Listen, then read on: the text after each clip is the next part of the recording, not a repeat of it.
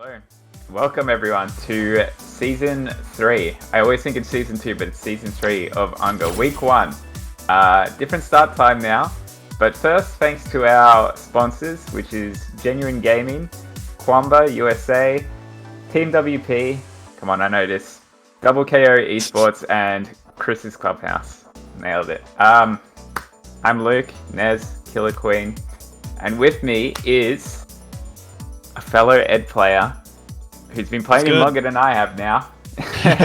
Two Eds on commentary? Oh, ridiculous. You'd never see it anywhere else in the world.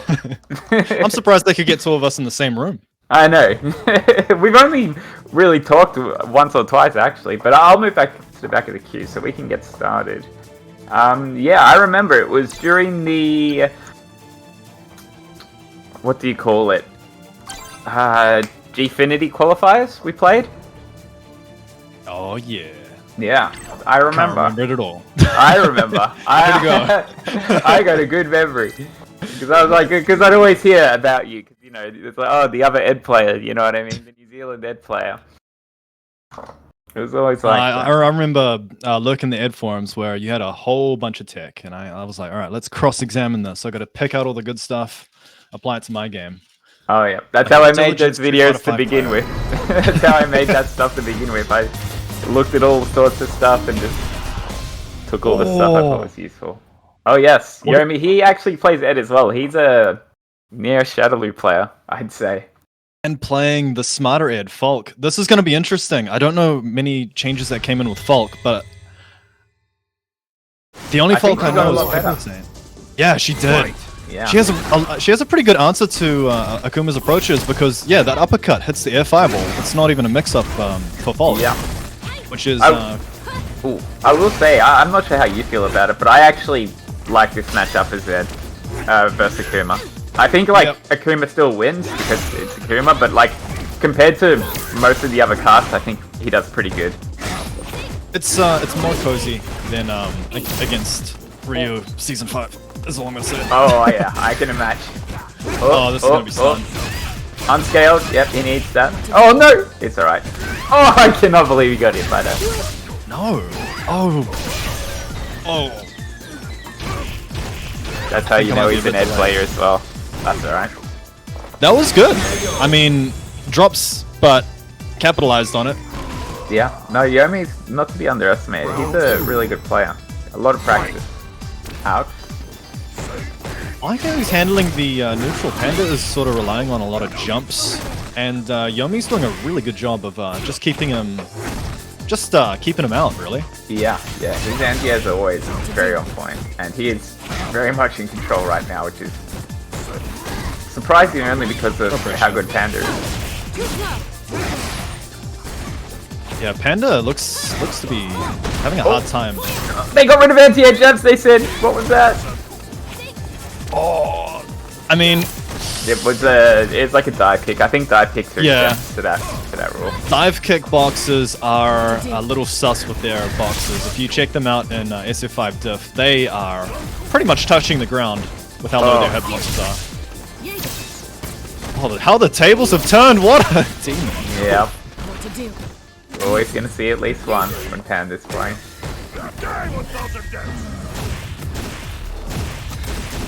Yeah, I don't know. Are we both delayed or am I delayed?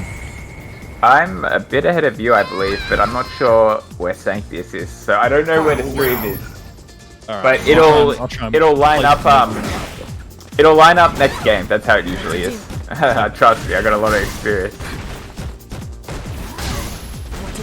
Good anti-airs. Yeah, I like Yomi's buttons, man. He's doing all the good stuff. Panda's trying to catch the slow heavy buttons, but Yomi's really picking his spots for the heavy punch. Yeah, always ready for the air as well, even when he's pressing. Oh, that was so smart. Yeah, you'll see. Oh.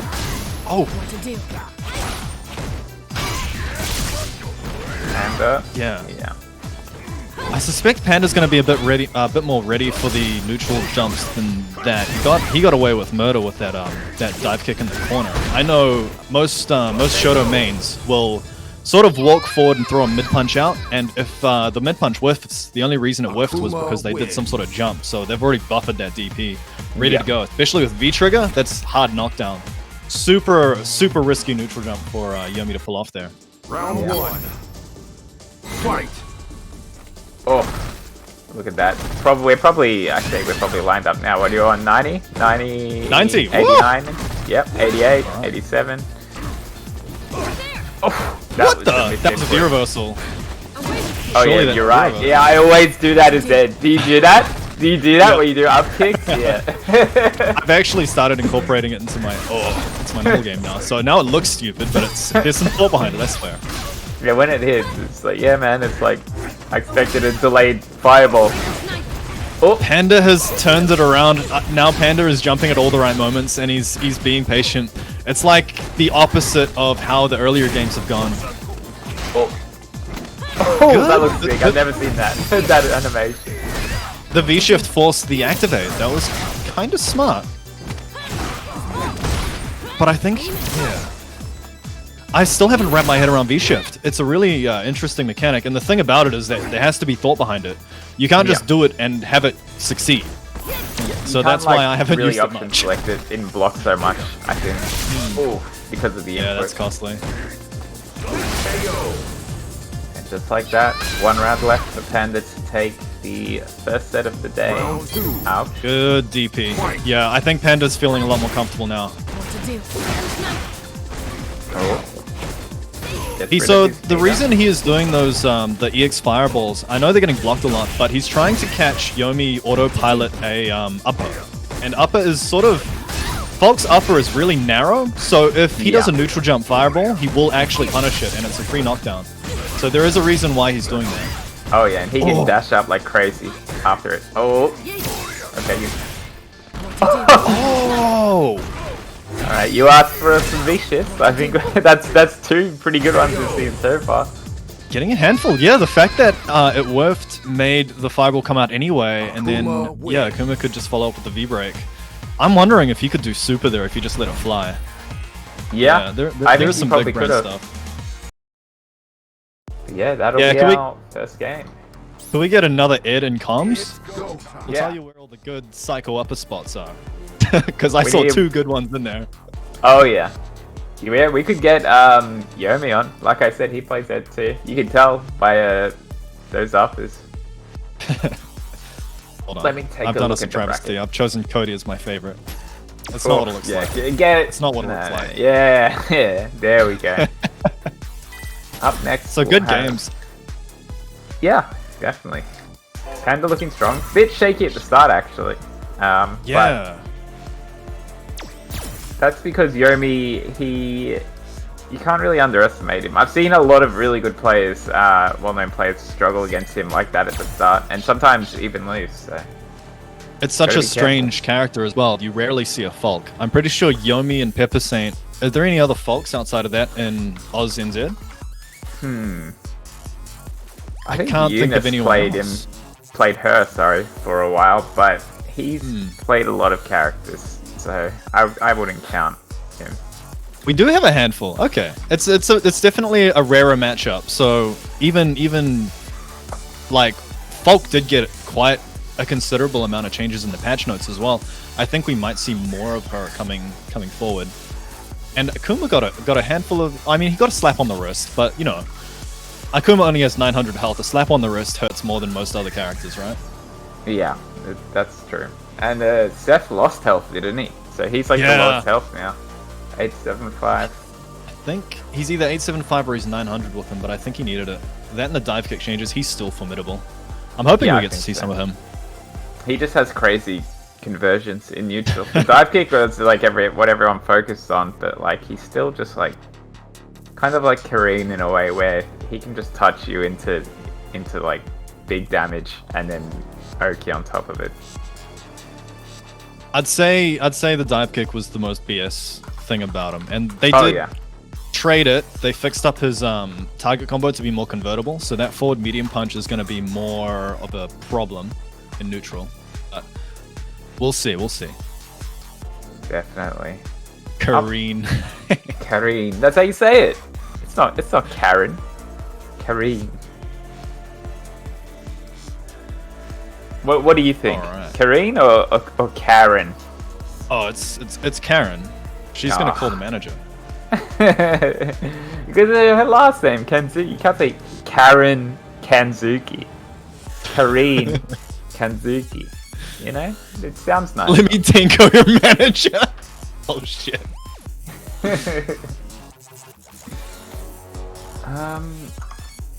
Where is our special? Man, I bet you I have none of these CFNs. We'll move on to the next match instead. What have we got? Let me refresh. That's a shame. Have you seen Juri's new... what they did to a V-Trigger 2? I tried playing Juri. Oh. It lasted about 2 hours. They did some changes to a V-Trigger 2 and it does help consider it. But the thing is, like, that would make more sense if V-Trigger 2... like, if V-Trigger 1 wasn't 2-bar, then you'd use V-Trigger 2 as the 2-bar. But because V-Trigger 1 is 2-bar as well, between the two, it's like... no, you just go V-Trigger 1. Like, why would you sacrifice...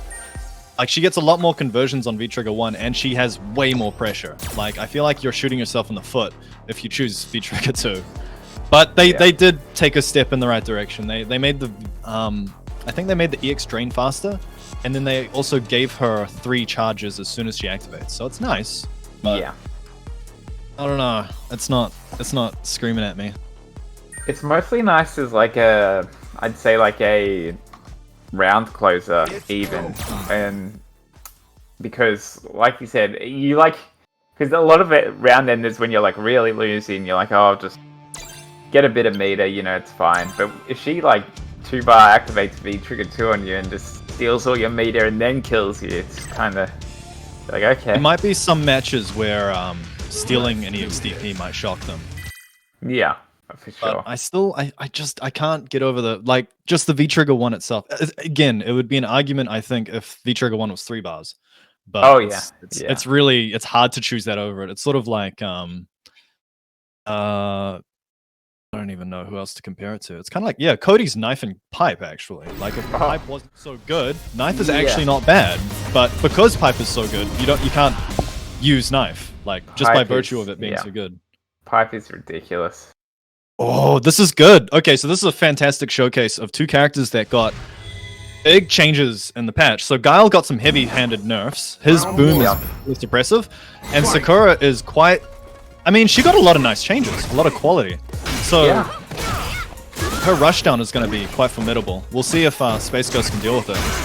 I'm surprised she got the changes she did, to be honest. I thought she was already a very good character, you know? I thought she was in a pretty solid spot. But at the same time, I don't think she'll be too strong even with the changes either. But still very, very good.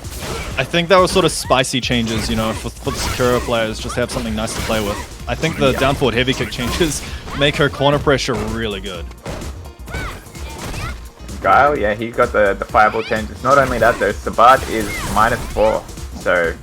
this matchup, this matchup in particular, he can never Sabat Sakura on block, ever.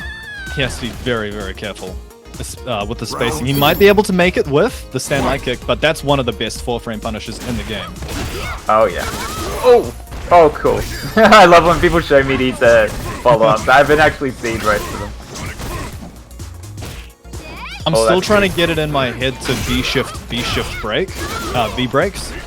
That's going to be sort of the next step up. Once everyone gets more familiar with that slowdown time, we're going to see some brutal punishes. I think so too, for sure. Oh, look at that wall carry!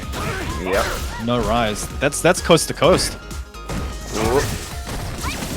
Spaceghost was actually going to give up on this character, but came around. Oh, that's it.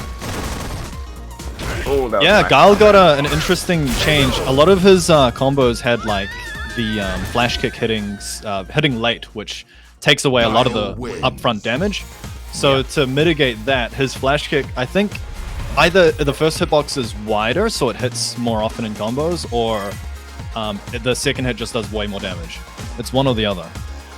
But it's going to be interesting to see. I want to maybe see him punish the V-shift with it. Right. I think Guile is still strong though. He's still probably the premier fireball zoner. Actually, yeah, it's what a lot of people have been saying. When the patch came out, they're like, he's dead, place the guard. Or, I mean, play Ryu, I guess, but... he's still the king of his archetype, I would say. Yeah. Like, yeah. Good punish. Here we go. Like, this is exactly where Guile thrives, right? Throwing fireballs in the corner.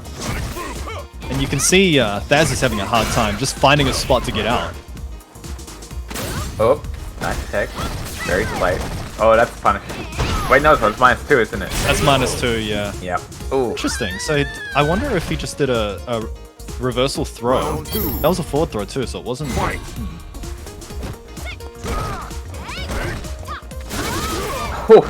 That had to be a fireball. That's what we call a ting OS when you buffer the stand light kick into a special and the special comes out anyway and it hits. Oh, that's right. Yeah.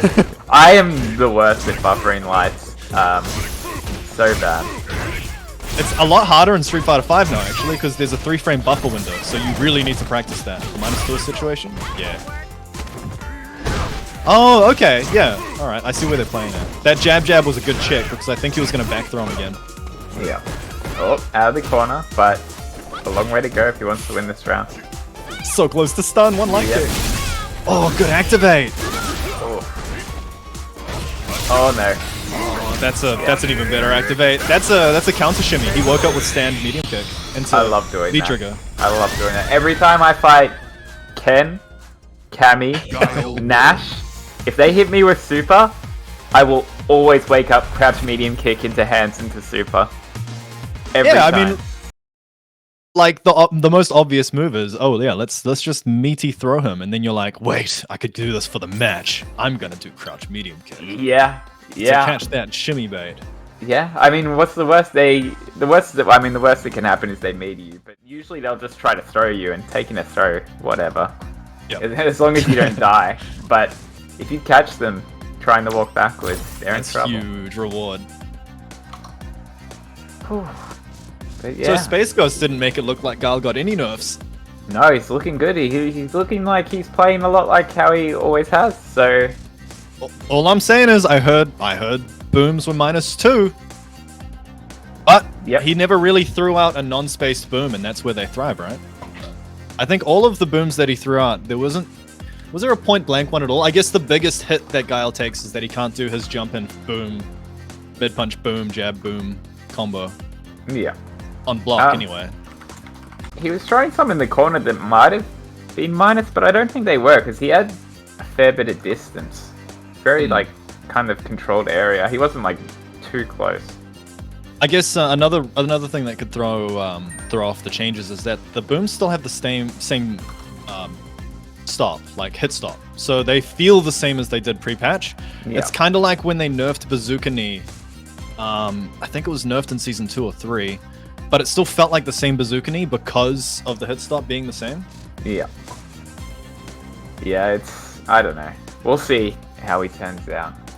By the way, what do you think now of Ed V-Triggers? Because I've always, before this patch, even though I played V-Trigger 2 because the combos look cool, I thought V-Trigger 1 was better in every matchup except for maybe like Blanca, just so you can do lots of V-reversals. But yeah, what do you think?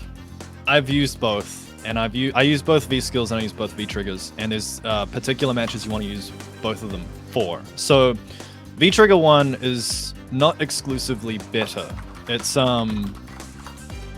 a really oppressive fireball, but the problem it had before was that it was only 5 hits, so it was really hard to hit confirm from anything. Yeah. But now it's 7. Like, you can hit confirm that shit free, which means it's super oppressive. So you can follow that. It's a lot stronger this season, and there's newer setups as well. V-Trigger 1 got so many good changes.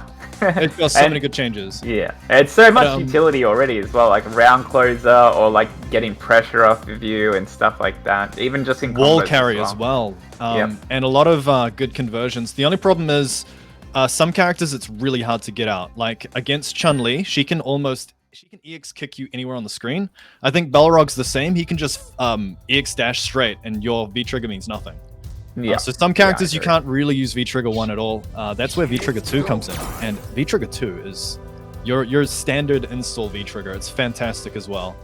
And they added the guard break. Like, Yeah, oh, that was the thing. thing. That was the thing, man. Like, I didn't even mind, like, oh, it's +3 or whatever. Someone V reversals you. You know, that's fair enough. But the fact that they knocked you out of the air and then dash forward and got like pokey on you, I was like, I'm pretty sure bro. some characters could get a combo as well. I can't remember. I think Ken V reversal in the corner, he could DP you. I was like, it's just like, why, man? why is it like this? Yeah. There's no problem with it being V reversal, but the fact that they got like a full knockdown on you always was just like, man. And it's like not even like you can do it that often. If you want to like safely do it, you had to spend a bar like EX Fireball, right? So it's like, and it's a fireball. It's a standard fireball, so it's getting jumped as well. It's dangerous, but we don't play it to be safe. All right, so this is really fun too. So we got another 2 new characters that also got some pretty big changes. Ryu is looking like the poster boy of season 5. You are gonna see this guy, and he's gonna scare the shit out of you if he's in your tournament bracket. He is so strong. Oh yeah, kind of poetic when you think about it. So he was top 2 season 1, and now he's going to be also probably top 1 for the final season. But I think that's oh man, that's a good punish. Oh. I don't know who this Juri is, but I'm loving the conversions. Oh, Bow Special, yeah. Well, he's very good. Round 2. The thing about Juri that's a little bit more difficult than other characters is you have to measure your spacing a lot for the punishes you're going to be doing. That's and true. You also have to keep an eye on like 3 different resources as well. Juri is a legit big brain character. She's this matchup is also, she has a very similar problem to Ed in this matchup in that she basically has the same stand heavy kick where you can't do it against Ryu. Absolutely not. Just don't do it. Craftmaster has just been doing these donkey kicks, and he's actually landed one as a frame trap? I don't know. Is this intentional? I couldn't tell you. Oh, in the corner, Yeah. Craft. This is a really dangerous spot for Craft. Good answer. Missed overhead, interesting. Might have killed with back throw there. Oh, but it's alright. He's got chip. He literally just has to, look for it. There it is. I don't think Craftmaster was ready for it. That was the most obvious thing. Walk up, crouch medium punch, goes into the axe kick. I think there's even a gap on the axe kick. Don't at me, I'm not sure. Yeah, I'm not entirely sure either. At that point, you've got to be asking, how the hell is she going to get in, and how the hell is she going to chip me? Yeah. Can you V-shift that? Possible. You could. But no, bro. Well, if that was not a gap, but even if you couldn't, you could V-reversal. That's the thing, I was commentating the Fledglings tournament this week, which is like a kind of newbie tournament, and it just I was like, wow, if someone raw supers you now, you can V-shift it, but if they do it in a block string, you can V-reversal it. Absolutely. So it's like, shift is like so much less of a thing as long as you have 1 bar of V meter. The thing about that is that it gives everyone across the board an escape from unblockables. So, something like, particularly for this matchup, Ryu has a sweep into backdash fireball, and he can place it so that it's meaty or your DP whiffs. I mean, against Juri, it's okay because she can use EX axe kick to get over it. But a lot of characters don't have, the tool to go that far and be fireball invincible. So the fact that you can V-shift to get out of it safely, and then maybe V-break him if he's too close. It just resets neutral, gives everybody something that they can possibly do. Yeah, it's really so cool. There's it's the thing. It's something that you got to really think about where to put it, and the input is kind of hard too. The fact that you have to go to neutral, it makes V shifting a conscious choice. Yeah, you can't just be hammering on it while you're in block stun or getting up off. I mean, you kind of can get up off the ground, but you got to be careful. So it looks like Craftmaster has got around on the board now, and he's picking some super good spots. He wants that sweep activate. Getting He's looking for it. He's still looking for it. We might see B-Boy Ryu come out trying to activate that V-trigger. Oh, he's still looking for it. That was a punish on a sweep. That was another one. Come on, no. Couldn't get it. Man, when Juri's in V-trigger 1 and she does the stand heavy kick into like the delayed Final round. Fuha, I get hit by that 100% of the time. I always fall for it. Yeah, you gotta be careful for it. I mean, I think there's a wider than 3-frame gap, but for Ryu, I think parry there is actually a pretty good choice, or just DP. I think if you hard punch DP, you punish the kick as well. Yeah. So it sort of beats both. But I don't know. That's a matchup specific that I don't know if Craftmaster has in the bag. Oh, the guard button, the stand medium kick from Juri, probably her best tool in the game. Absolutely, and it's her own. It's the thing that keeps her in the fight, right? It's like, Oh yeah. the reason she can go toe to toe with most matchups is that she has that neutral button. I cannot imagine how she could fare without that button. Oh, tricky. Bold? Was that a charged one or was that a quick one? Sorry, or was that a slow one? I think it was the charged. That's pretty quick. It was charged, yeah, because he didn't get hit from the front. When it doesn't like go through, it's just like fully charged, right? When it goes straight through, I mean. No, I think it hits on the front. That was he made it whiff by using the forward throw was so plus at the first hit whiffed. Oh, I have to go back and check that setup. That was probably charged V skill. That was interesting. Yeah, straight up nothing personnel kit. Worked out. Yeah. Yeah, it's supposed to be Nash's deal, right? The super. Oh, GG's. we have a big game coming up next, though. bksama versus CO. And it's been so long since I've seen all of these players play. It's been like since last year. There was that one tournament recently, but Waz's tournament, but I didn't get to watch it, unfortunately. So I've been really tuned out with the Street Fighter V news. It's kind of hard to sort of find all the information, right? It's not all centralized. Before it was like Capcom Cup was doing things all the damn time, and then we had, you know, concurrent tournaments, but now it's like everything is everywhere. Like, hell yeah. Was hosting a tournament, I only found out after the fact. I feel so oblivious. I was like, God damn it. I saw some highlights and I was like, oh man. This is great, because season 5 has been out for almost a month, maybe 3-4 weeks. And everyone's had a good amount of time to sort of stew up, cook up, see what's good, see the changes, maybe even swap to one of their side characters they had in previous seasons. I know Sio's been working on V-Trigger 1 with Ibuki, so I want to see if we're going to get some of that, because I haven't seen that since season 2 and like a bit of 3. He's even in the seasons where V-Trigger 2's been better, which has been most of them, he still practices and works out V-Trigger 1 stuff. Same with Xian as well. I remember watching one of his streams, he's like, oh, this V-Trigger's so good, but like 2's just better, you know what I mean? Yep. So I don't know how it is now. Is 1 maybe better now? I haven't seen any Ibuki since. So 1 got some interesting changes, and with V-Shift, V-Trigger 2's potency has sort of declined. Additionally, with it being unsafe on block. Yeah. So now V-Trigger 1 is sort of an axe like V-Trigger 2 was, but it's 3-bar. So it has a hitbox on the way out that's actually, I think, +6. So you get the same sort of Ibuki stuff, but a little bit more spicier now. We'll see. I know if anybody has dabbled with it, it's got to be Sio. We're going to see some dirty stuff. I've seen the Twitter clips. We'll see if he picks it. He does have... Oh, he's in. My bad. He does have a lot of side characters, though. He has a Poison. He even has a bit of a Urien just for fighting Abigail. Good choice.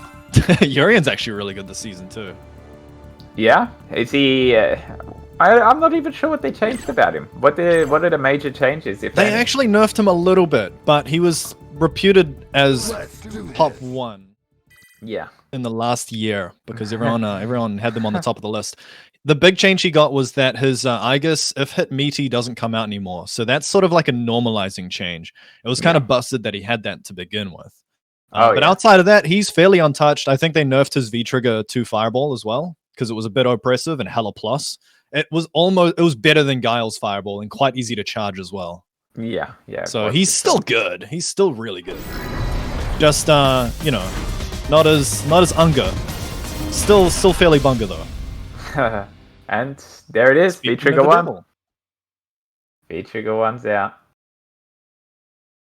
So this Yeah.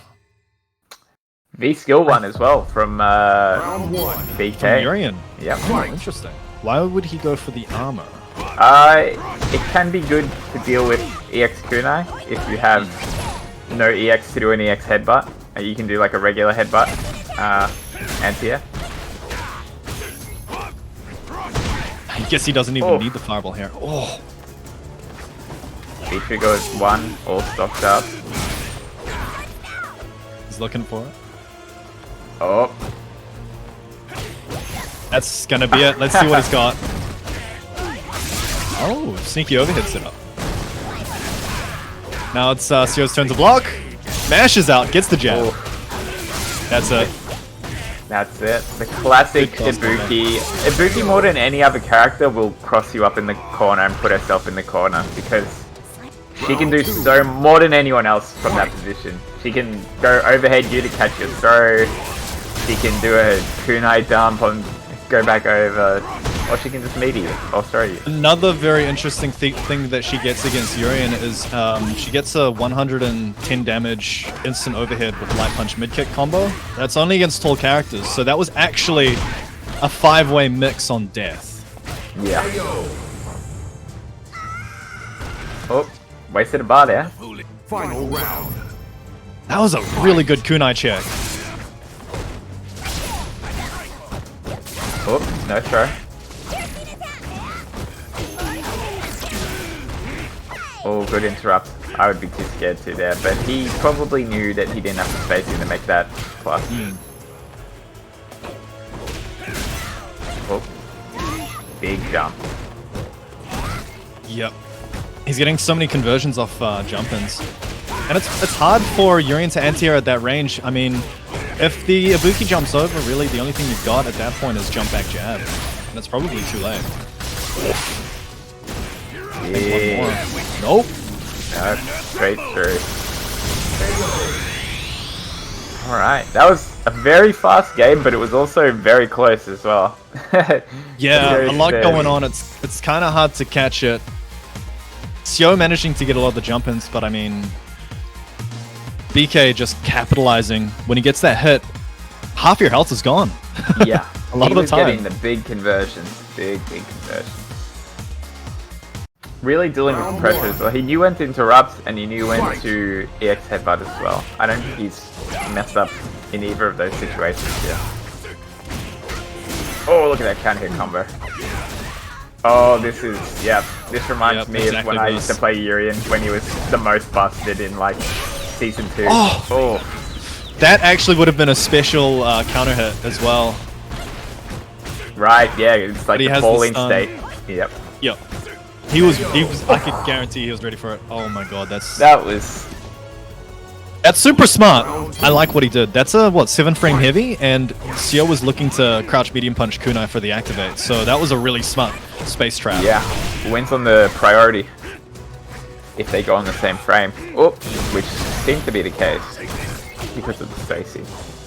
Oh, good jump, but look at that interrupt again. Plus, oh yeah. Sio's having a hard time, yeah, he's just can't find a spot.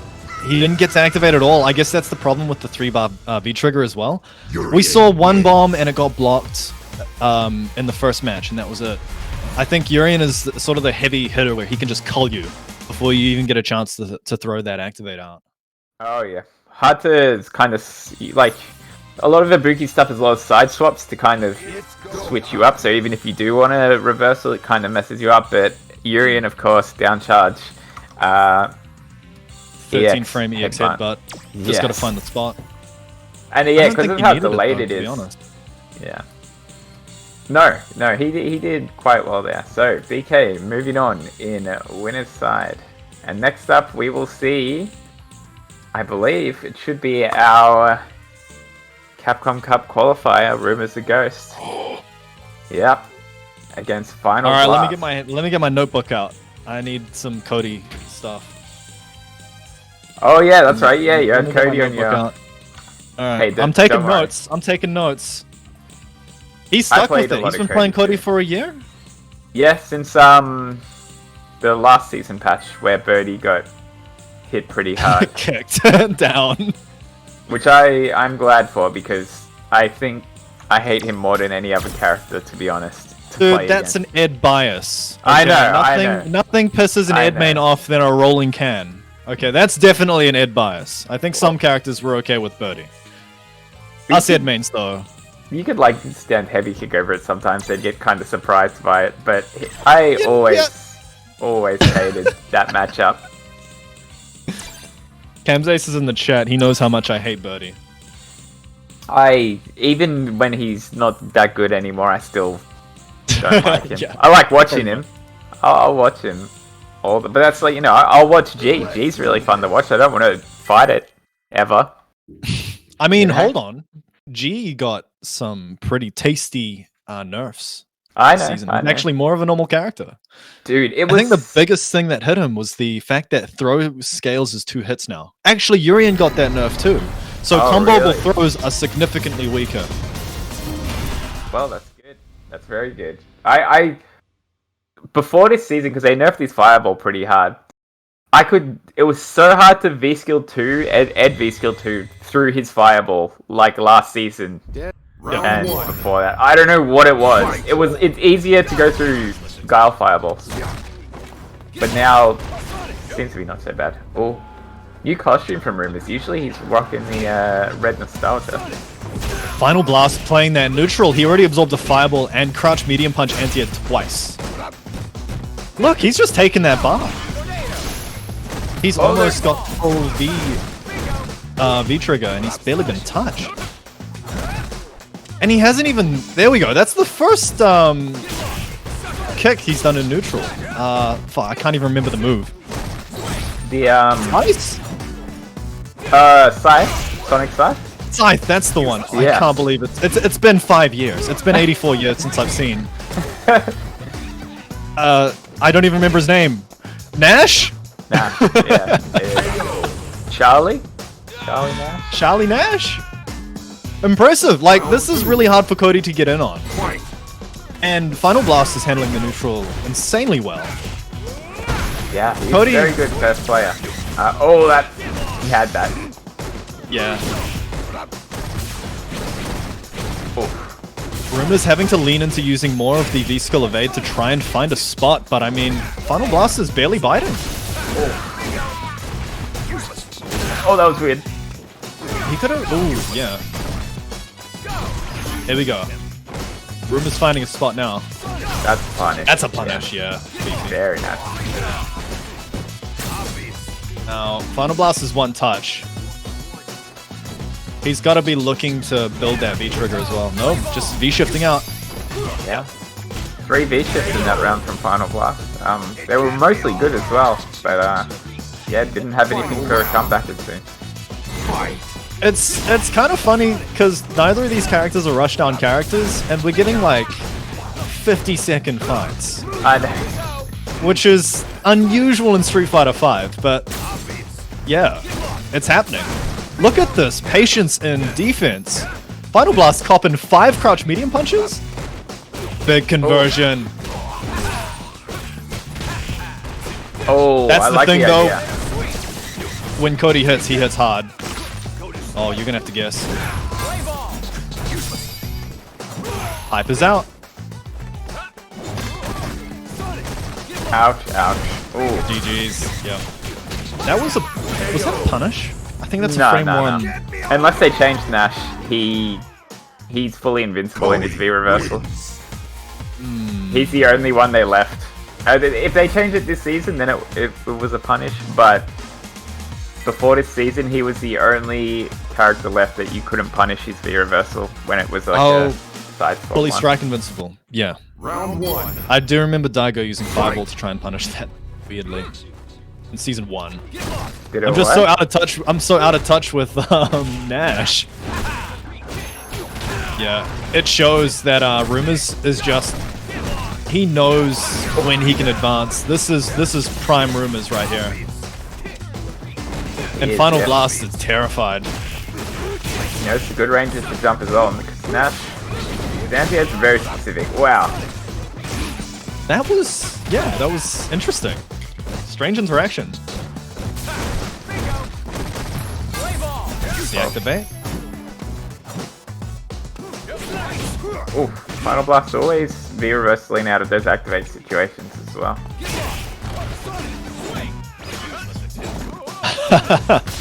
Absorbing his own boom in neutral? Okay. Oh, So this is kind of tricky because Nash does have a variable speed on his booms, and they actually accelerate, I think, as they move. So catching them with the pipe swing is actually pretty... I would even say it's a sort of a risk. yeah, you gotta be careful. Oh no, that's the only thing that would have did it! Oh! He missed it, but he gets it anyway. Final Blast needed to be very careful of that buffer, crouch heavy punch. Yeah, definitely. So match point for Rumours. Oh no, walk forward just a bit too much. Rumours is just advancing on him. I think Final Blast is looking to the sky. He's looking for jumps, but he's not keeping him at bay on the ground. Oh, here we go. Change of pace.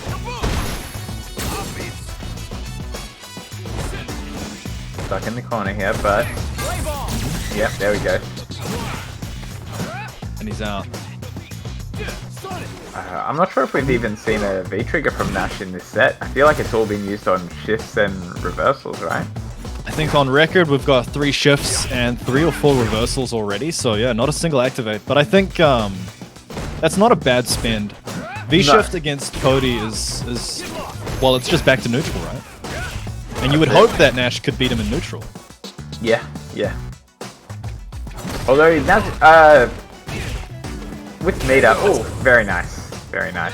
With Meter, Cody can definitely compete with the like EX, his own EX fireball, which is basically just a, I'm gonna walk forward now, and you're just gonna have to deal with it. Yeah, but Rumours hasn't even. I know, right? Yeah. One of them. He hasn't needed it. Big damage. Ouch. That was well spaced. I'm curious to see what button Rumours is buffering. I think he's buffering Light Punch, so in neutral he doesn't really need Light Punch. He uses Heavy Punch and Mid Punch a lot to try and get a charged Zonk, a level 2 Zonk. Yeah, so I'm wondering if maybe... There we go. Final Blast might be able to use that info moving forward. Nash wins. A Cody without a Light Punch, he loses a lot of his quick conversions on his sort of 4-frame jab. Yeah, yeah. It's hard to pick a button though, because mediums are such good whiff punish buttons. You need a heavy for the standing anti-air. You know what I mean? It's hard to choose what you want to hold, especially if you're holding like an EX. Fight. He's definitely not trying to hold EX here. He knows he doesn't really need it. If he does perform an EX Zonk, it's preordained from a while away. Yeah, he's really good at using those +2 situations. From the, just the regular Zonk on hit. Ouch, ouch. Oh. We couldn't reach for the full combo there, so they ended with the catch medium kick. Very smart. Final Blast better make this count. Keep him in the corner, don't let him out. There we go, first time we see the fireball, and it's made him a little bit of space coming out of the corner. Oh, that was a scary dash. Nice. Very beautiful well spaced. whiff punish on that crouch heavy punch. Oh, you had it! That was it! I think he was banking on it killing. He ended it with a light kick too. Oh no, that was too big a button. Yeah. Round 2. Fight. Rumours now on match point. Oh, he's tried that twice now, and that's happened both times. Yeah. It's still airborne. I think he's not reacting to it being EX. If it was a regular moonsault, then it would have worked. Yep. The conversion again. Oh, big damage. So much damage. Final Blast, how will he use his meter? That's how. It won't connect though. Oh no. Gets him out of the corner. And Rumours opting for the jump back jab to get out this time. So changes have been made. Oh, that's a big punish. That is. Steals the meter too. Got the corner. Oh no, still a little no. bit alive. I keep him alive? No. That's it. Alright, good set though. Rumours taking it out, but Finalblast played super well. Yeah, Finalblast was doing a really fine job of zoning him. I think the big change in pace was in round 3 or round 4, where Rumours realized that even if he walked forward, the most he would cop is like a crouch medium kick, and then that's it. Yeah. So he was like, well, if he's not doing any buffers, then what's really stopping me from just walking in his face and mashing the mid punches? Yeah, that's it, really. And then once he had a timing on his rhythm, like, oh, the pace just changed considerably towards Rumours. And I guess nothing is scarier than a piped Cody with no Oki options as Nash, right? Yeah, when he doesn't have pipe, it's like, there's things to be scared of, you know, like EX Zonk and such, but he kinda, you know, his stand light kick's very good, but when he has that pipe, it's a different character.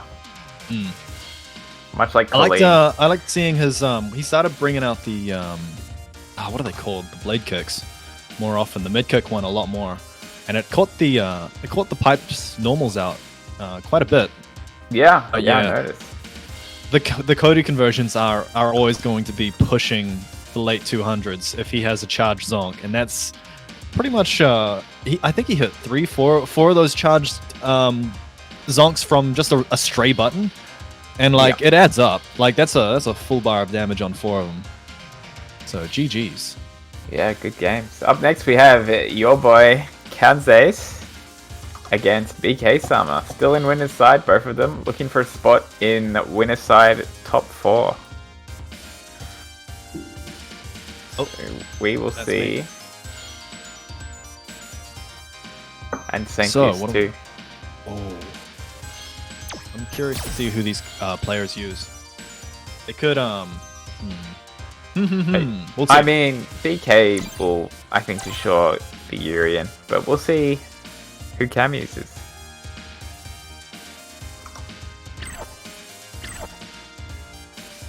There's so much diversity now. Like Urien could use. I'm not sure about his V triggers, but his V skills, they both have different uses. Yeah. And this goes for a lot of the characters. They did a pretty stellar job, I would say, with season 5. Like lots of changes to the characters, lots of shifts in the meta as well. And then, of course, on top of that, we're getting some... Like, if they implement the newer characters, how they implemented Dan, my god, we're all going to be wishing they do another season. Yeah. Well, I was really happy with... Yeah, for sure. I was really happy with Seth and Guile as well, even though Guile sucks, kinda. But, like, the way he plays is like, man, I wish I already knew how to play him, you know what I mean? He looks so fun. And I played a bit of Seth, and I thought he was super fun. Yeah. So, yeah, okay. It looks like Cam reaching for his main to start off, and Urien. I can tell you now, Urien wins this matchup quite handily, but we'll see if a lot of it comes down to familiarity, and Menat's not a character that many people can have on deck without exorbitant amount of labbing, so nice. Perhaps bksama hasn't played this matchup much, we don't know, we'll see. Yeah, oh, first round he's tried the old slam your head against the brick wall until it breaks strategy, which has not worked. Cam's shown that he's a strong enough brick wall, at least so far. Absolutely, I think it shattered Urien's head diamond as well. Beautiful anti-air on the neutral jump. And this is exactly what BK wants to capitalize on. Oh, that's a big yikes. That was a shimmy, but crouch heavy punch moves his throw box forward and he got thrown for it anyway. Ouch, ouch, ouch, ouch. Oh, he's dead. Yep, that's all she wrote. He's gonna drop it. Connection permits. Okay, this is GG. Yeah. Yeah. And he's not even gonna do the air fireballs. He's just gonna convert. You could see the meter. If you have half a meter, that combo is gonna build super, and then he's not dropping that combo. That's it. Ooh. That's the terrifying thing, and thank God they made Menat's V-Trigger 3-bar, because when that shit was 2-bar, she was doing that every match. Ridiculous. And they all complained so hard. They're like, oh, I can't believe it. Like, she needs compensation. She needs something. That's like... It's like, nah. That was the most ridiculous super. Her V trigger, once you've learnt how to use it, it's got to be one of the strongest robbery tools in this game. Absolutely. I can't think of anything scarier than an activated Menat at plus. Like, so much utility as well. Like so much and utility. Camzace knows how to use it, man. He's been playing Menat for two years now, I think, and he's put in the work. Dirty hitbox player, but he makes it work. Big conversion here. Half health. Ouch. Yeah. That was a very smart choice. bksama knew that Cam was looking for an activate, and I think that actually punished the mid punch as well, so that was genius. Yeah. Good choice. Super well. Definitely needed this round as well, otherwise he would have been one round away from being knocked into losers. Fear me. Alright. The fireball's on deck. Oh. Oh no, that was a great forward dash. Yeah. Those are plus frames on that fireball. I'm trying to fight out. Plus. Gonna have to hold the corner here. Oh. Beautiful neutral jump. Oh, such a good combo as well. That was a very interesting combo. He was actually orbless for the heavy kick, which makes it plus. That's some spicy inside knowledge. Oh, what's gonna happen? Okay. Oh my god. He's gonna hold this. Oh. Alright, one apiece. I've yet to see a V-shift punish in any game that I've commentated. Urien wins. I think the best thing you could have done there was V-break, but I don't know how it would have interacted with the Igas, and if Urien could block it. It was a very touch-and-go situation. Yeah. That could have been straight up there. Like how when he used to wake up Aegis, you would just combo off it. Fight. And I mean, bksama placed those Igases really well. Like Cam couldn't jump out. He sort of just had to choose. He just had to sit really, and that's exactly what a Urien wants you to do there. Chill out and hold these overheads.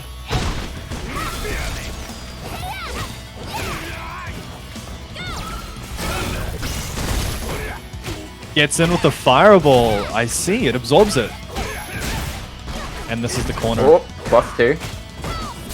Coral punch is not plus though, but oh, that's fantastic shimmy. Done. One more for stun. Yeah. Yep. Measured. Oh no! Oh, that's the combo. Uh-oh. If he loses this round. Oh, that was. The Igas broke. I don't think Cam was ready for that interaction. He could have converted from that mid kick. Yeah. As soon as he saw the freeze, straight into EX orb would have worked. But So that's the nerf, is it? I thought it just wouldn't come out. I thought it just like, yeah, I didn't know it worked like that. Yeah, so if you meteor it and you hit on their startup, it shatters. So something you gotta know when you're fighting against Urien now, because you can convert off that freeze. Ouch. Oh, Good good air. yeah. Oh. He's just letting him out of the corner. Beautiful activate. He baited him into it. He gave him the space and said, jump on this. Oh no, that's combo. You're dead. Yes. What a conversion. Trade combo conversions as well. That's the kind of player you need to be if you want to play a character like Urien or Guile. You need to be really good in those scramble conversions where you have to really think on the fly of how to optimize your damage. Turned around by BK. Yeah, like a lot of improvising, and you could see it paying off, especially Urien, who gets like that juicy crotch heavy punch juggle. Yep. So what Oh, Robbie. So the changes that Menat got this season were actually very small. I believe even if you booted up the patch notes, it's 4 lines. Not much changed, to be honest. Like, it was a bit of V-Skill 2 quality of life. Yep, that's it. Like, she's fairly unchanged, and I don't think she needed anything different anyway. Most of her differences revolve around how V-Shift interacts with the game and how everyone else sort of changed as well. Yeah. I feel like she'd benefit a lot from V-Shift, right? She simultaneously benefits because her defense is notoriously a lot worse than other characters. She has a 3-frame and that's about it. But in that regard, it gives other characters an option out of her her V trigger, right? So if you V shift it, she loses one of her. She could lose one of her dangerous orbs, and she relies on a lot of Oki orb setups. So if you play against the Menat more frequently, you can find better spots for V shifting out. So it's sort of like a double-edged sword in the matchup. Of course. But I mean, all of this goes to say, like, Jesus Christ, the amount of work they put on V shift. If you V shift, it gets harder for you to get the activate. So it's so hard to pinpoint how to use it properly. I feel it's definitely a thing that you have to keep in mind in every match. There's like it's something like V trigger was pretty much like, oh yeah, I'm on low enough HP. I'll just smack and activate and just start winning. But now it's like they introduced V shift and it's sort of, I just can't wrap my head around it yet. I know, it's rough. I really like this season. I think this is definitely my favorite set of balance changes of any season. So we'll see how it pans out.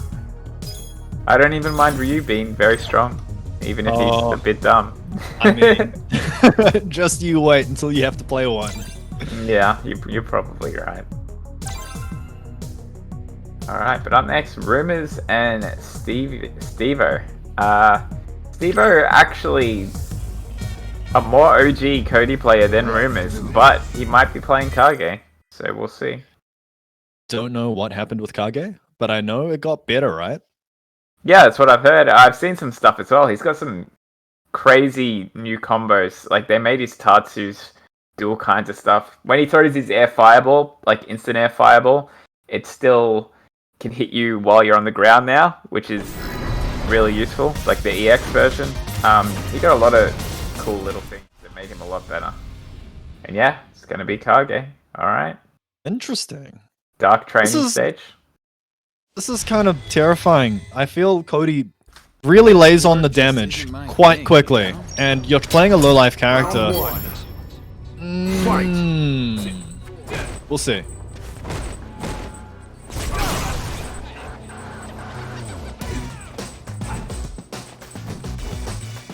Both of them just fishing for a button in neutral.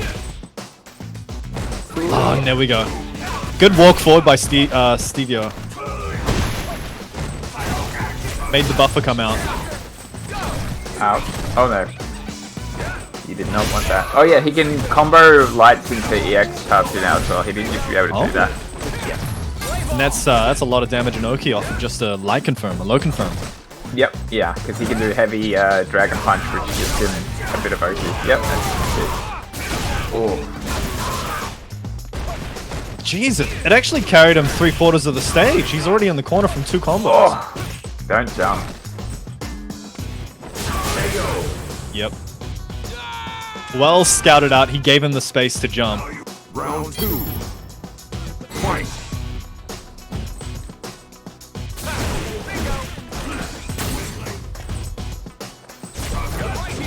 Oh. Ouch. Yeah, that was a strange sweep situation going on.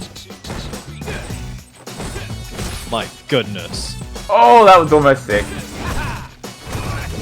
Oh, yeah, okay, we're a little bit delayed. Yeah. Rumours is pretty damn surgical with these crouch medium punches, eh? Yeah.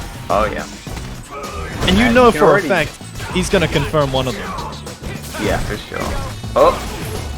Be careful. That's a... Yep, no. He got you there. Yep, you have to hold that. It's so alluring when you see a blocked ruffian kick, but the only thing you could do there was EXDP. Now would have punished. Yep, that's it. That's one of those niche matchup situations, right? You gotta be familiar with.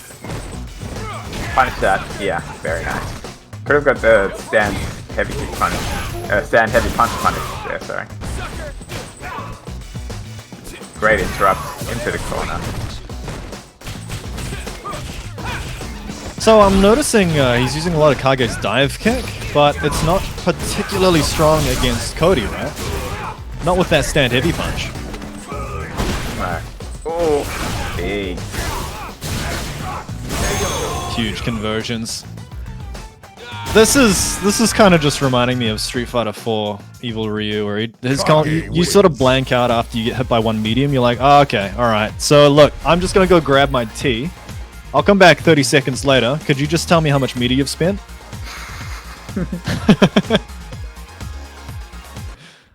It's rough. Fight. Yeah, no, good match. Oh. Yes, steVeo, maybe a bit of an upset here if he can pull it off. I think he's definitely capable. I find it interesting that the Cody is throwing more fireballs than the Shoto. Oh, he tried. Oh. I think, Light Punch Red Fireball's not so bad, right? They made it a bit better, but not by much. Because I feel like Rumours is sort of walking... Oh! Dash, okay. Oh, V-Trigger 1's off. That means we're going to see some funny stuff.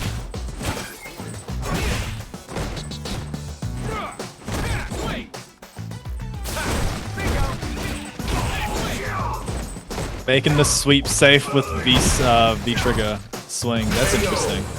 Okay, alright, that's going in the notebook. Alright. The big Cody notebook. Back on the board though, Rumours. Good shimmy catch. Corner loops. steVeo holding these.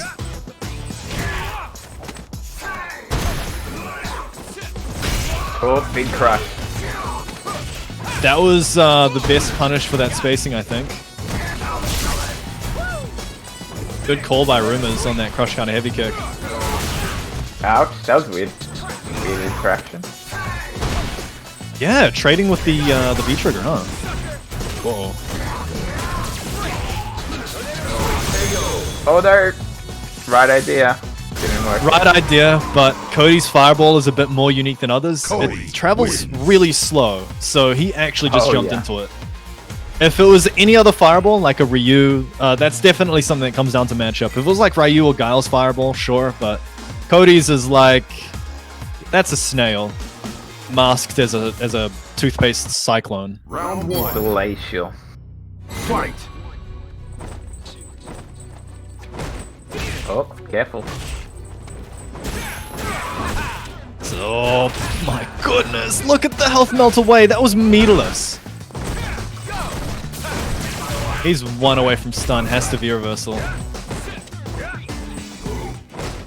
Oh, out of the You corner. know he's charging up that light punch too. Oh, that's useful. Yep, take the corner here. But you have a long way to go. No, that was the wrong idea. Walked right into the mid kick. I think steVeo's getting a bit anxious and trying to really press the corner pressure. Yeah, he had the pulling it best out. positioning, but just he saw the light and he's like, I've got to do something, right? Yeah. There was a lot of time left though. He didn't have to be so hasty. Oh. Ooh. What was that? He does like a 1-inch punch almost. That's kind of cool. The V-break animations are really interesting. It makes you think, did they make them all in bulk, or were some of these like Reused designed assets from ahead of time? leftover stuff, maybe? Yeah. Oh. Oh, big overhead. That's gonna be it. This is match point for both players. Yeah. This is a crazy set. Final round. If steVeo gets in, he generally shreds. I think most of Rumours' damage has been from anti-airs and buffers. Oh. That's a good backdash. Oh. Oh my goodness, he almost comboed into the EX Zonk too. Yeah. Just chilling about. Rumours may always be charging. ABCs. He's used to from the birdie play. Oh, absolutely. Done. Not that it's a factor because he's dead anyway. It's really hard to come back there. Cody Rumours is wins. just on point with the spacing. Makes it really difficult. Like, even if he gets jabbed out, he makes it difficult for the opponent to capitalize. They would have to invest in a buffer. There's no confirms you're doing from that range. Cody's crouch medium kick is +1 on block. Don't tell anybody. It's also +3 on hit, so it converts into stand light kick at quite a lot of ranges. It's a really good button. Oh yeah. So that was a 6-frame gap, and I'm pretty sure steVeo must have been going for maybe a sweep, which would lose out to, I don't know, that gap, or maybe something else. Oh, I mean on counter hit. We wish he had 3-frame crouch light kick. Oh, jeez. That was good times. Remember when Urien's crouch medium was, what was it, +2? +3? So, no, it's like something like that. Yeah. And he That had, was... his EX tackle was plus, I think, or 0? Yeah, 0. 0 on block. There I was some played him weird then. stuff. If you ever played against a 4-frame character and you needed to chip them, you just EX tackle on block and just press like a 4-frame and Just they can press trade like a it best. madman. Yeah. Or what are they either gonna reversal you or they're gonna press their 4-frame and, you know. Good times, good times. Because remember you could play him when he was like, before he came out, but he was in the story mode? So you Like, could, you could mod yeah, it? that's right. They had some Yeah, weird yeah. leaks like that. Yeah, because he was in some characters' stories. Yeah, you could do, his crouch medium kick was cancelable in that version. So he could cancel into Probably whatever. better that he got leaked, to be honest, or we'd have to have waited a year for that change. Yeah. Oh, yes! Alex! And Bison. Oh, this screen's so white. I'm keen to see some Alex changes. Let's go. Man, I played, yeah. I might be an Ed player, but Alex and Vega are my equal second most played characters. I've played a lot of Alex in this game, and I haven't really looked at his changes though, but I feel like it'll probably be the same. He got some pretty big changes. Oh, Alex players were happy worldwide, I know that much. yeah. But does it do much to his core game? We'll see. Don't like this costume though, you gotta run the nostalgia. It's the only one that looks good. Well, there's one color here. But... This is the McDonald's fries hair. yeah, That's exactly. what we're here for. Oh! Could have got a pretty Jesus combo Christ. there, but still good. Big plus. Big crush counter lariat. Oh, hold on a minute.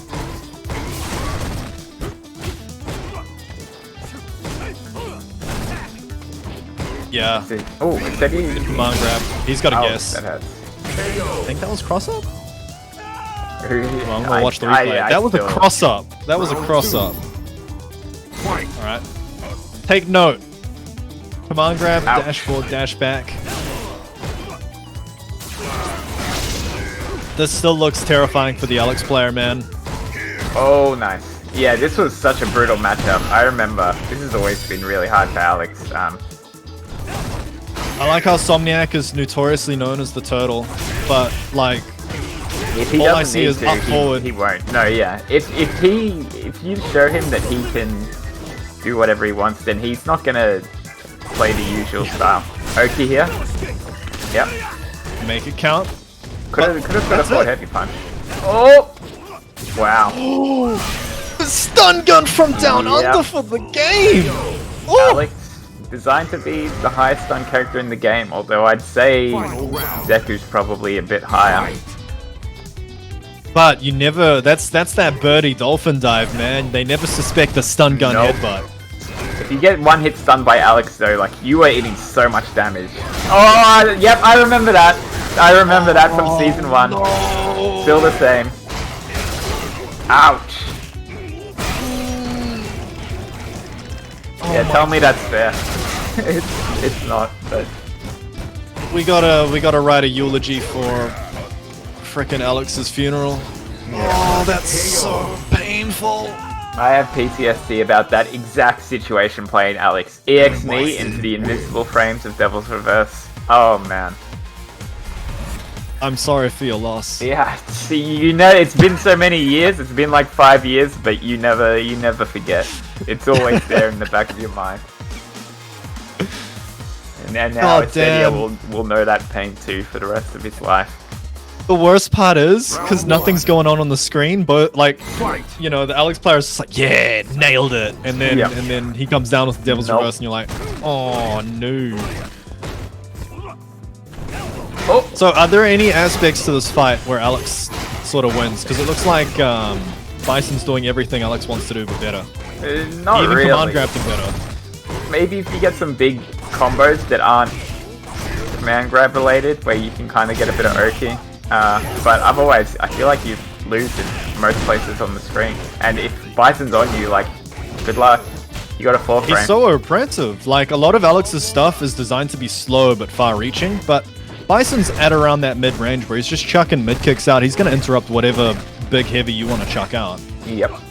You're sort of wishing on a lucky lariat to hit one of his buttons. Oh boy, that hurt. Good walk back. Okay, don't do anything fake here. It won't work. I told you it wouldn't work. He was always. What's Alex's dash? 18? I can't remember. It might be something like that, but it's definitely not. He does not get Oki'd at all. It's on the slower side. Yeah.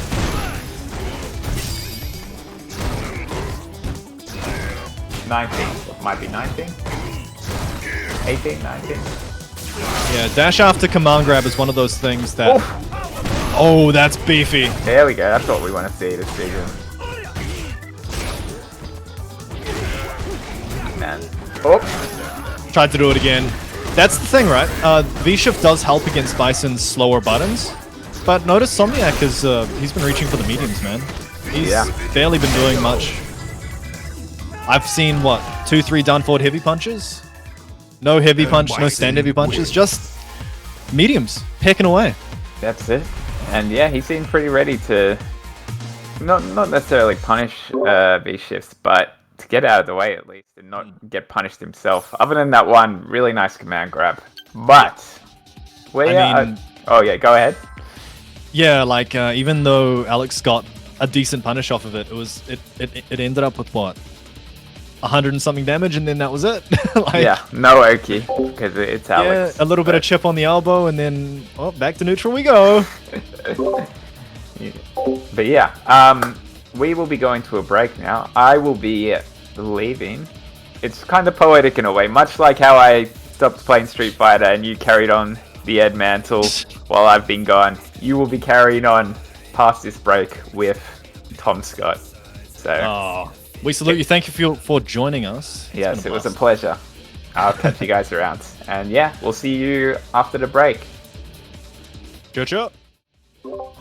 Hi, my name is Freezer. I'm an unsponsored Honda player from Perth, Western Australia. This recent patch, Street Fighter V Season 5, is actually incredible. I really love it. It's balanced, more fun. And the new V-Shift mechanic is just incredible. V-Shift in general, I think it's extremely fun. It changes the balance of the game so that everyone has more options, especially against fireballs, so slow grapplers have a chance in neutral to get around, put people knocked down in the corner way quicker. The top tiers have some more fun tools to kill people with, and like it just makes neutral more interesting. There's more tactics you can put into it, and it just opens the game up way more. And I think that it's got a lot of untapped potential at the moment. Dan is just a really fun character. He's pretty linear, but he's got a lot of interesting things that make him somewhat of a contender rather than just a joke character. And also he can really make your opponent annoyed very well in a game where everyone's annoyed at every character, which is basically poison to anyone who thinks that they're good at keeping their cool. I think for me, V-Shift is just one more way for me to beat fireballs, as Honda is like his worst matchups are fireball characters, so now he's got an option in neutral to knock them down, push them to the corner for not much cost, and just maul them in the corner, which I think is really good, especially as a defensive tool as well. You can just chuck it, just mash it, and then reset to neutral, and then dominate the neutral. I think it's really good. Sunday, March 14th is the start of the new UNGA Down Under Season 3. I'm very rusty. I've been playing a lot of Tekken, a lot of Guilty Gear, a lot of non-fighting games. I'm pretty bad at the moment. However, my character makes up for it by being top tier now. Honda is broken, and I think a lot of people have to be worried about that, especially this season of UNGA. It's going to be explosive. One hit, death, the end. GG's.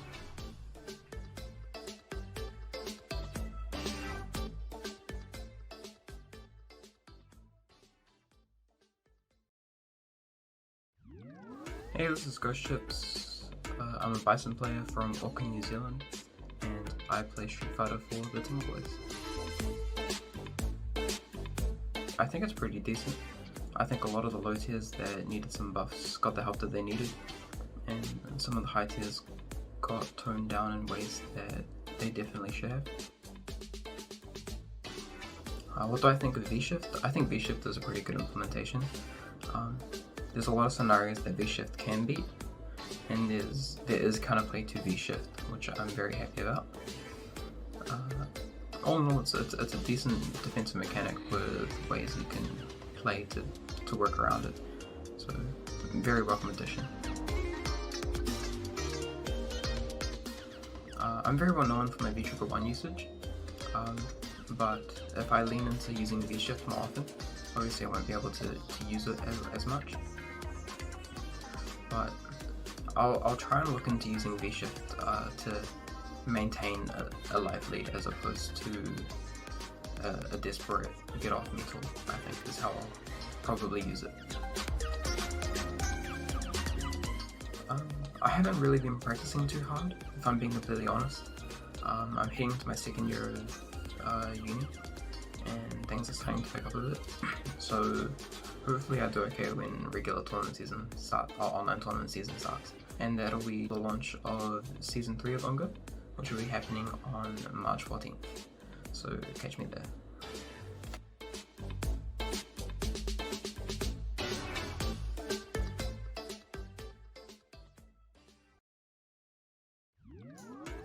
Hey, my name is Lucius, aka Goldie Next Door. I'm from Brisbane, AU, and I play Akuma and other shows as well. This patch is definitely the most exciting, at least since I've started playing. And I only started back in 3.5, so there hasn't been really any big changes, like not just to the game, but also my character. But now there's been big change to my character and to the game as well. So it's nice being able though to use different shotos, and now having like, especially with Ryu, having like that viable aspect to him now with, you know, tattoos hitting on crouch and the enhanced VTs, almost some would arguably say broken. Yeah, he's definitely no joke. So yeah, it's a real breath of fresh air. I'm excited to see how it plays out. Well, surprisingly, it didn't talk about taking the Infinite out. When they mentioned that there was a couple bugs fixed, yeah, they didn't mention it in that Capcom Twitter post. So, hey, we might still see that in the game. I'll be pretty happy if we do. That might be damn it. So, like, V-Shift is a bit of a tricky one because it's fairly unexplored at the moment, and how it affects the meta is still like fairly unexplored. So what I'm curious about is just how it plays at the highest level. But I feel like it definitely has its place. You know, any kind of defensive mechanism like that, you know, can really change the flow of the battle. So yeah, I'm excited just to see where it goes. My playstyle for the most part is quite defensive.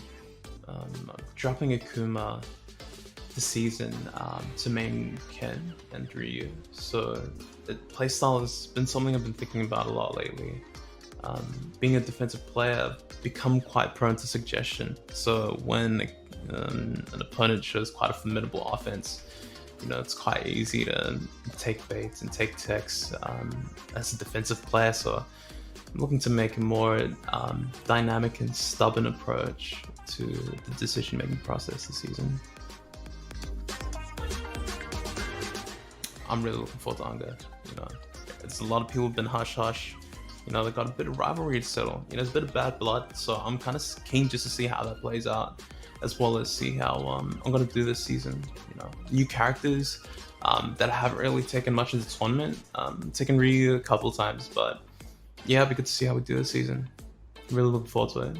Don't forget, Sunday, March 14th, we're back, Season 3, UNGA Down Under. Registration's open, and we'll be at twitch.tv/UNGA Down Under.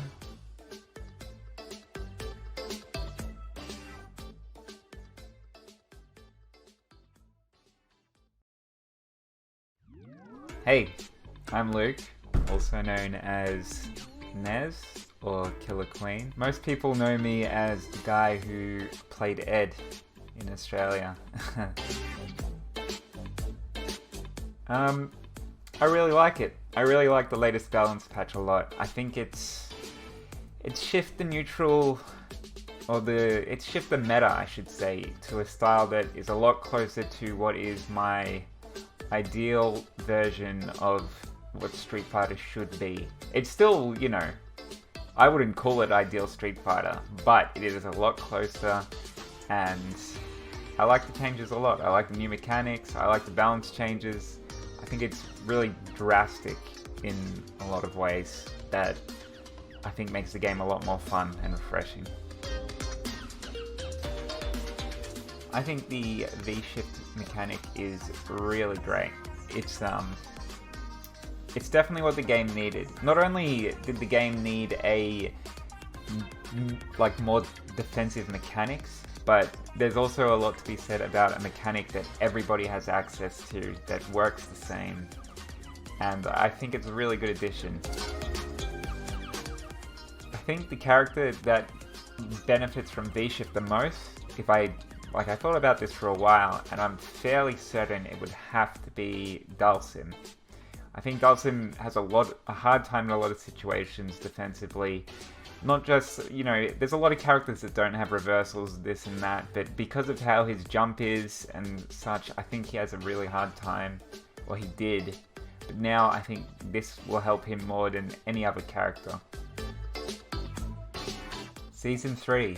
I thought it was Season 2 because it's been so long, but it's really going to be great, I think. I haven't been as involved with the setup as I was with the first 2 seasons. I've had a lot of stuff going on recently. I've been very busy. Good things, of course. I've seen what people have been organising. I've seen all the work that's been put into it, and I think it's going to be the best season yet.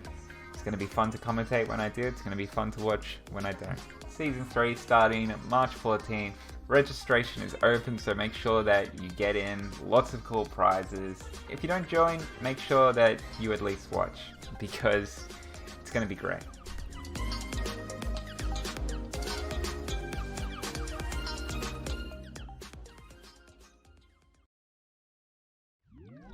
Hey, I'm Rumours.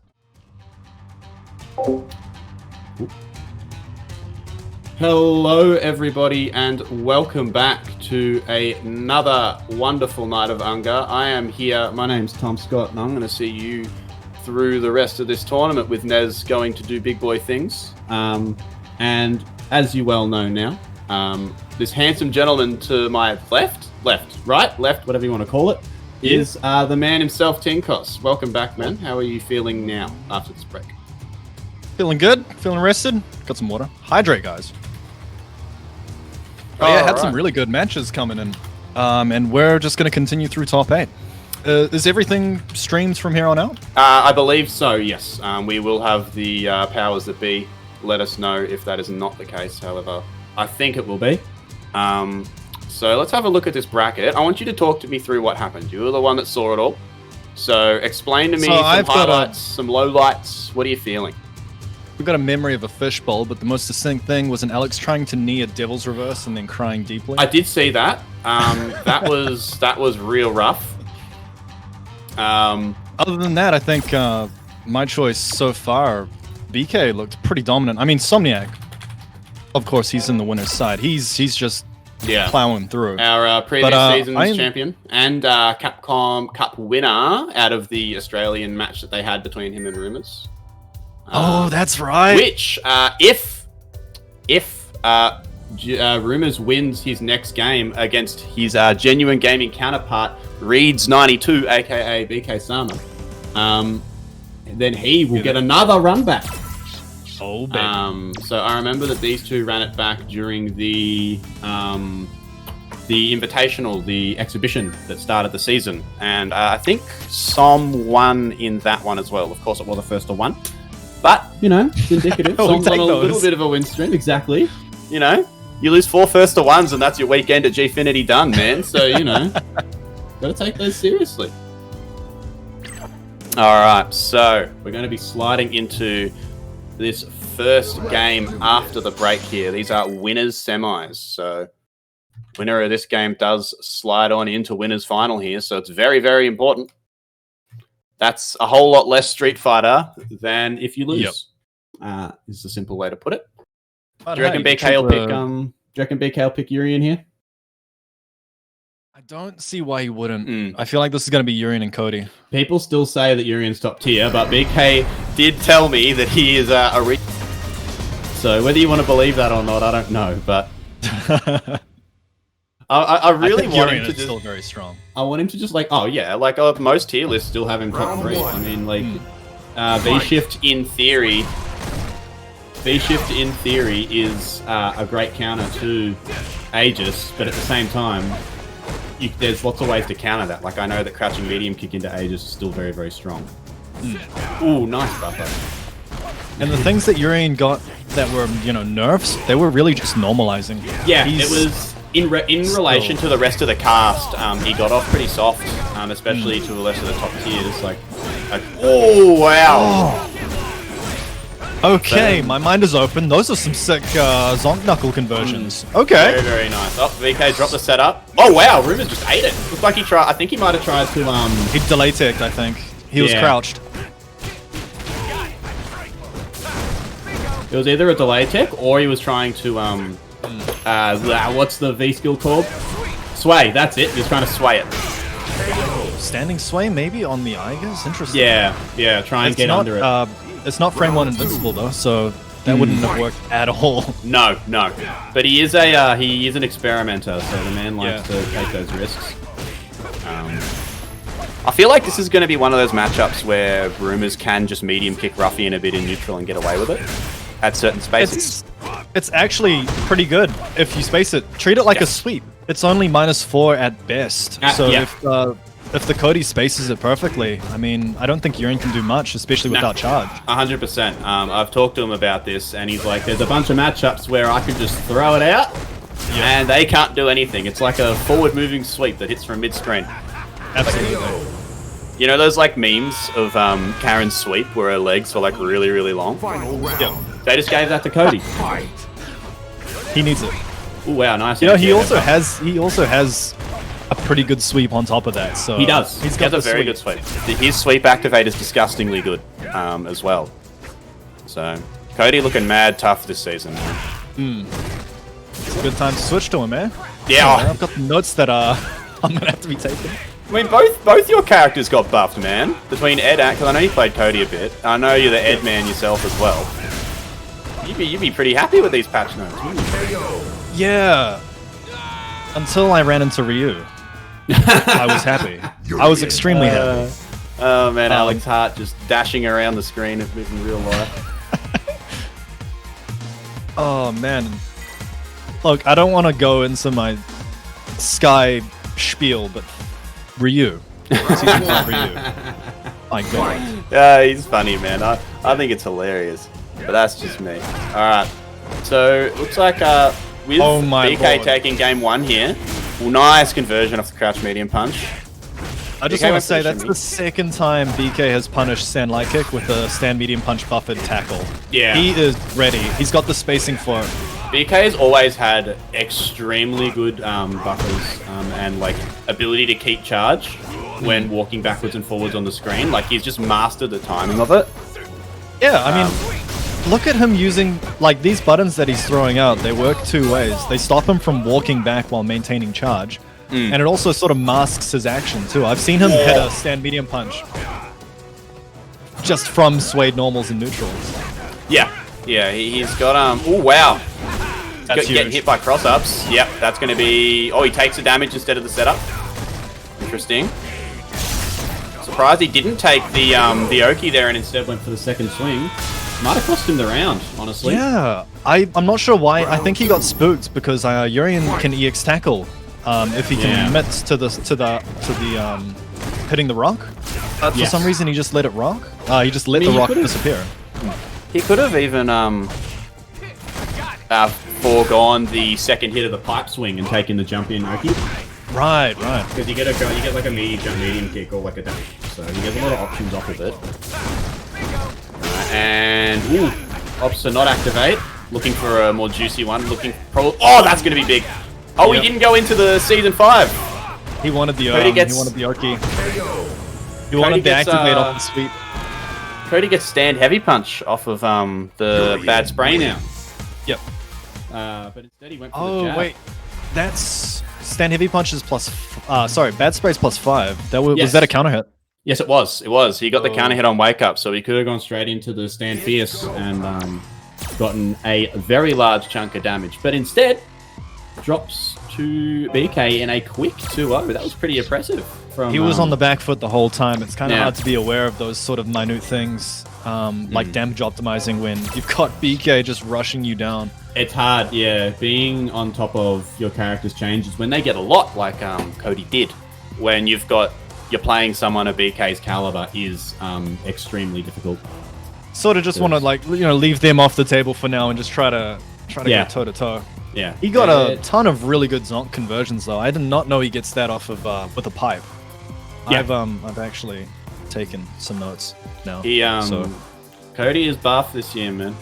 Cody is buff. It's been a long time coming. I'm about that. I'm a Cody main. I've been a Cody main for years, right? Yeah, of course, right? We cool, guys. Me too. All right, and next up, we are going to have a very, very surprising winners semis place here from bizzychoco. Young Juri player, been around for a while. Disappeared for a while as well. Main game is Skullgirls, in fact. Very, very strong Skullgirls player. Very young too, I believe. I believe it's still in school. So it'll be interesting to see how they go against Som here. Both players looking to book their slot to the winners final and a guaranteed top 3 finish. So Is this the first time I've seen Bizzy? it would be. I saw Bao Special earlier. He played Juri, so you guys have 2 Juri players. Busy comes and goes. And used to be a regular in the fledgling tournaments a long time ago. Right. Graduated from those and then sort of disappeared for a bit, but has killed shot down some killers tonight, man. What do we got? We got 2-0 against Spaceghost, 2-0 against Llama as well. Yeah. So I'm seeing this bracket run like, why haven't I seen them before? It's sick. yeah, that is a killer. Like that is not an easy winners side top 8 to make. 100% it isn't. I'm looking forward. Is he going to carry on the legend killing streak? We'll see. Look, I'm always a fan of an underdog, and Bizzy is most certainly the underdog in this situation. That's for sure. Where do you want me to break you first? Obviously, running up against our previous season's champion here, Bow down. rocking that classic bison color. That's the one that Som always picks just about. I miss his Cadbury coat. Yeah, that was a good one too. The brown feet or whatever. Yeah. Ooh, okay. Nice tech. Oh, that's real bad. That's not a good start for Bizzy. You're in the corner now and you have a big fat life deficit. Close to stun too. One of the One few good characters that heavy has Juri is one of the few characters that has a stand medium kick that can rival Bison's. It's like the only thing that she has, though. Oh, she's not too bad. I mean, she got buffs. I don't know what, but I know she got buffs. They buffed V-Trigger 2 again, and it's good to see that it's still not getting used. Yeah, V-Trigger 1 is just too strong. Yeah. There's no reason to mess around with 2. Although I wouldn't. I mean, I am no Juri connoisseur, so I would have no idea. But wouldn't V skill 2 be the choice here? I mean, because V skill 1 kind of just feels useless. Both of them feel useful. It's kind of hard to get charged. You can see she's already having a hard time getting just a standard Fuha, and you're saying, bro, why don't you charge a V skill 2 on top of that? You're right. Look, you're already pushing it uphill. Yep. Might as well keep it simple. I think if anything, at least you've got a few gimmicks in V skill 2 that might come out, but probably won't. Man, Somniac is just sort of suffocating. Like, can't get a single charge. Well, couldn't even get an activate. Song would have a lot of Juri experience, funnily enough, from Jasters being on ranked all the time. Oh, yep. That's not boding well at all. No, and Bizzy, I'm not sure how much Bison experience Bizzy would have. But I don't think there's many low-level ones. We've only got high-level ones. Bao mentioning in the chat that a lot of Juris don't like this matchup, but apparently V-Shift does help, and that does make sense. That's what I was going to say. Bison already knows that he's not going to V-Shift, so Somniac's actually just busting the heavies out. He didn't do this in the previous match because V-Shift was on the table. Yeah, but it might be worth Bizzy starting to, because I mean, look, this V-Trigger sucks, so... Absolutely, that's what I'm saying. Bizzy has to start... I mean, that's the thing. I don't think Bizzy's implemented V-Shift at all. No. I think he's one of those players like me who have just not adopted it yet. Yeah. So now, this is basically just Season 4 Bison going to town. Round 2.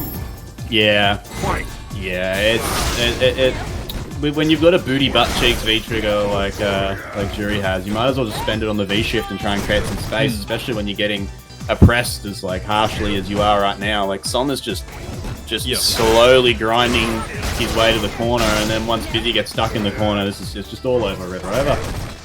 Yep. Okay. All of these, the changes with V-Shift now on the table, a lot of these heavies that Somniac's throwing out, like stand heavy, down forward heavy punch, those big money buttons, they're risky now. There's a chance that they can V-Shift and get a full medium punish or whatever you want. Yeah, can even if you're not confident in the punish itself, just take the Grey Life on the break. But you have to be aware of it. Knockdown. Yeah, you have to be. Yeah. Somniac's just throwing them out.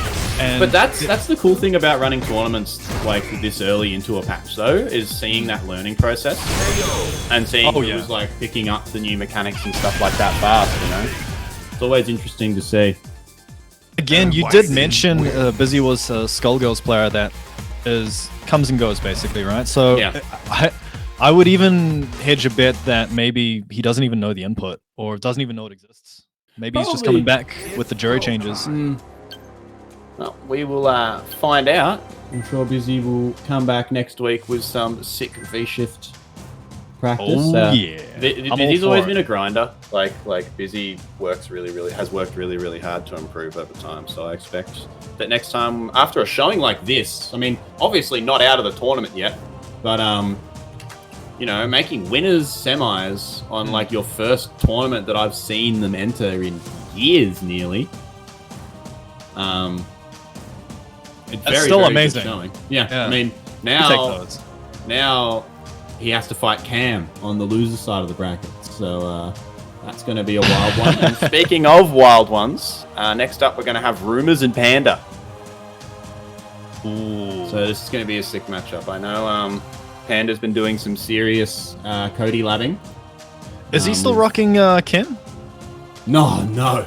Lord, I'm so out of the loop. Who does Pahnda use now? Akuma. He's been tearing Akuma. Why would you use Akuma now when Ryu's there? He's been. Well, Pahnda's a very studious player. There's a lot of labbing, tech grinding, and stuff like that. And I remember Pahnda is in the chat. Okay. I recall hearing that Panda was talking about how he felt like Akuma got off like scot-free in terms of nerfs. Yep. So, Slap on the wrist. Akuma, the only thing he really lost was the side switch V skill. yeah. I mean, and some air fireball like, stuff.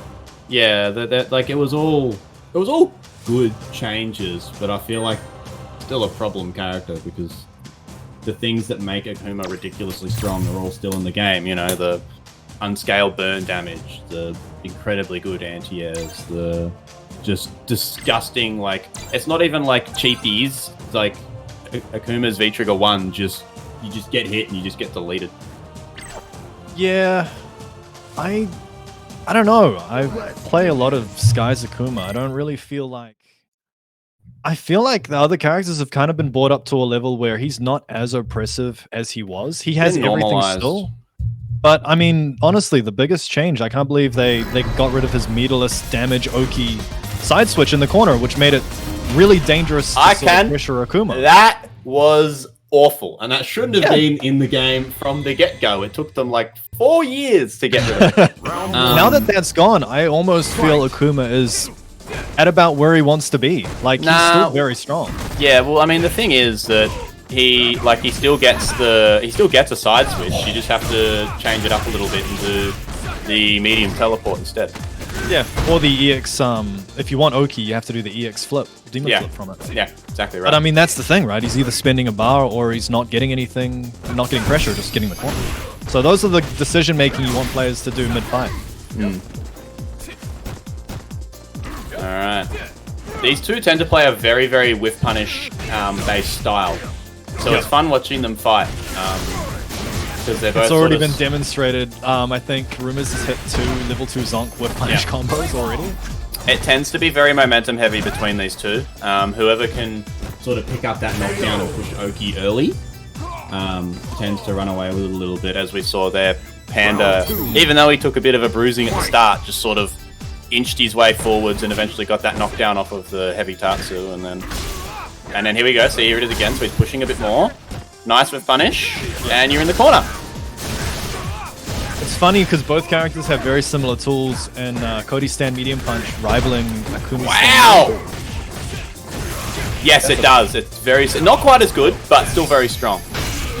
Well, nice teleport. I like that. Panda looking very ready here. Goes for the corner carry. -2. -2 into V-shift. I like it. We're seeing far more V-shifts coming out now than earlier. This is good. Interesting. And Panda takes the first game then. So that was what I was saying. Is like, I feel like with these two, I mean, they both do also have very, very strong robbery V-triggers.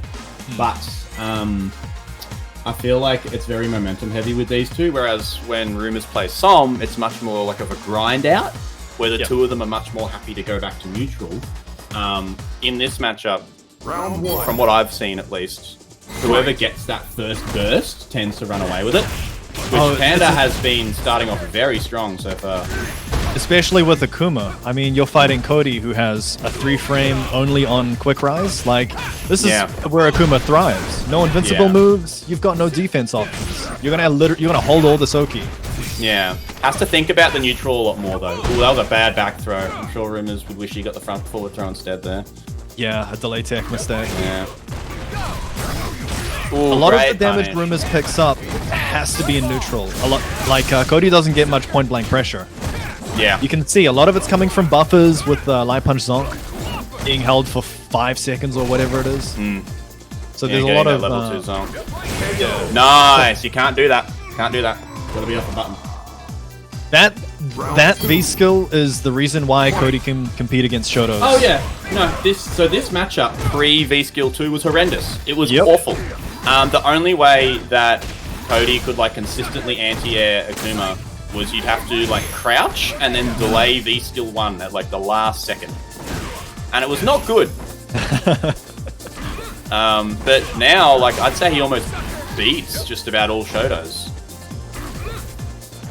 And it's just because of this. We'll see. It's quite early. It'd be 5-5 or better. 100%. There's no way it's not 5-5 or like it's not worse than 5-5. Look, all I'm saying is Ryu donkey kicked me really hard, and now I've got a biased decision against him. Yeah, you got to think about whether or not you want to do anything. with everything as a risk. Okay, this is real bad. Demon here. Ooh. Good throw on the V shift. Yeah. I wonder whether you can use Demon as a V shift punish. Final round. Huh. I wonder if That'd that's be why interesting. it got the frame 2 nerfs to its throw range. Might be some like- Capcom thinking there. Some like sick like Demon OS shit. Like you just that would be sick, but probably not real. We'll let someone else figure it out. Yeah, someone who's much smarter than us. Alright. That's beautiful. Looking much better here. He's using V skill in between fireball traps. So it means Panda has to be a bit more honest with what fireballs he's using, so he can't push for more hits on the hard or medium punch. Panda's turned the tempo around a lot here. Rumours is just willing to give up like the screen out of fear of that V-Trigger 1. Wake up bad spray? Nah, he's not game against Akuma. This is enough of it. This is one touch to either. At this point. Yeah, it is, and there it is! Panda! Sleepy Panda, best Panda. He's a Panda, rather. Sleepy Panda, best Panda. The man said it himself. There it is in the chat, folks. Panda takes it. 2-0. Yeah. And that I is got just nothing. like that. Just like that. Rumours cruised all the way to winners semis and then just got 2 very quick 2-0s and now he's out of the tournament. I guess the tricky part about that matchup is you're trying to fight Akuma toe-to-toe in the same game in neutral, but then on top of that, if Akuma gets a hit, he gets the Akuma Oki. Yeah, The whole suite of whatever he wants to do. Whereas Cody, I think at most he gets a much simplified throw shimmy game. A lot of his conversions rely on that neutral, I think. Yeah, I can't see that matchup being anything worse than like 5-5 probably, because Cody can just delete him if he makes a mistake. Yep, absolutely. But yeah, if Panda could like, and as Panda demonstrated there, if he gets the tempo and is able to push early, then he can just run Cody into the ground because of that lack of defensive options that you mentioned during the set. Panda played it super safe as well. You notice how many heavy punches did you see in that whole set? Yeah, just kept none of it. Well, because he knows that Rumours has like 2 god buttons for whiff, and level 2 Zonk is going to always be charged. Best still, Rumours baited crouch heavy punch double Oki meaty in the corner with a V shift, and instead of doing the V shift, he just walked up and threw him. Yeah. So like he had that big brain read, but it didn't matter. It wasn't even on his mind. All right. Well, we are going to slide into the losers round 7 game here. Winner goes on to the semis. And gets the privilege of fighting Panda in a first 2-3. I just read the rest of Bizzy's name. Yeah, that's the start of round Juri special. Yeah, of course. Because it'd be way too good to just start her with all of her stocks. That'd be I think terrible. that's the change every Juri player was wishing for. It's all they've ever wanted. It's all they've ever wanted. And instead, they gave it to her when she activates V-Trigger 2. Which you'd never pick. Oh, no, hold on. There's one matchup where you might accidentally do it, and that's when you're playing 11. So you got to keep it in mind. No, well, apparently, like a lot of Trigger 2. Round 1. So, I don't know. Look, they're both poo-poo, so it's just which one is less poo-poo. Interesting. Cam's opting for Chun instead of Menat. I guess the V-Skill 1 would be very, very good against the orbs, right? If Bizzy can get a charge off. I got no idea, to be honest. I think he just playing gun. I'm not well versed. I don't blame you for not being well versed in the Menat matchup. It's not one you see. No, it's not. Okay. I suspect if you're expecting more rushdown, it's easier to defend against as Chun-Li versus Menat, so possibly. Probably more willing to use the reversals as well as Chun. Cam has been putting in the hours with Chun, so he's, of course. He must be feeling fairly confident. Oh my goodness, he had the charge. Very nice hit confirm. Round 2. All Bizzy has to do is hold up forward and just get Cam to instinctively mash stand light kick as an anti-air. and then it's all over. Kill him in like 3 jump ins. A nice little dash in low. Beautiful conversion. Probably gonna -2 get charged, yep. into -2 again. Nice check. Trading -2s back and Yep. forth, both players. That's Street Fighter 5, baby! I'm doing a really good job of just sort of like inching forward and pressuring with those stand medium punches. And then Bizzy will try to walk back to get away from the pressure, and he's noticed it and is punishing him with it really, really hard by going for the scratching medium kick into the bird kicker. Yeah, So that's pretty much what's won him both of these rounds going forward. And there it is. Oh, the delay tech catch. Beautiful. Chun-Li. Very, very nice.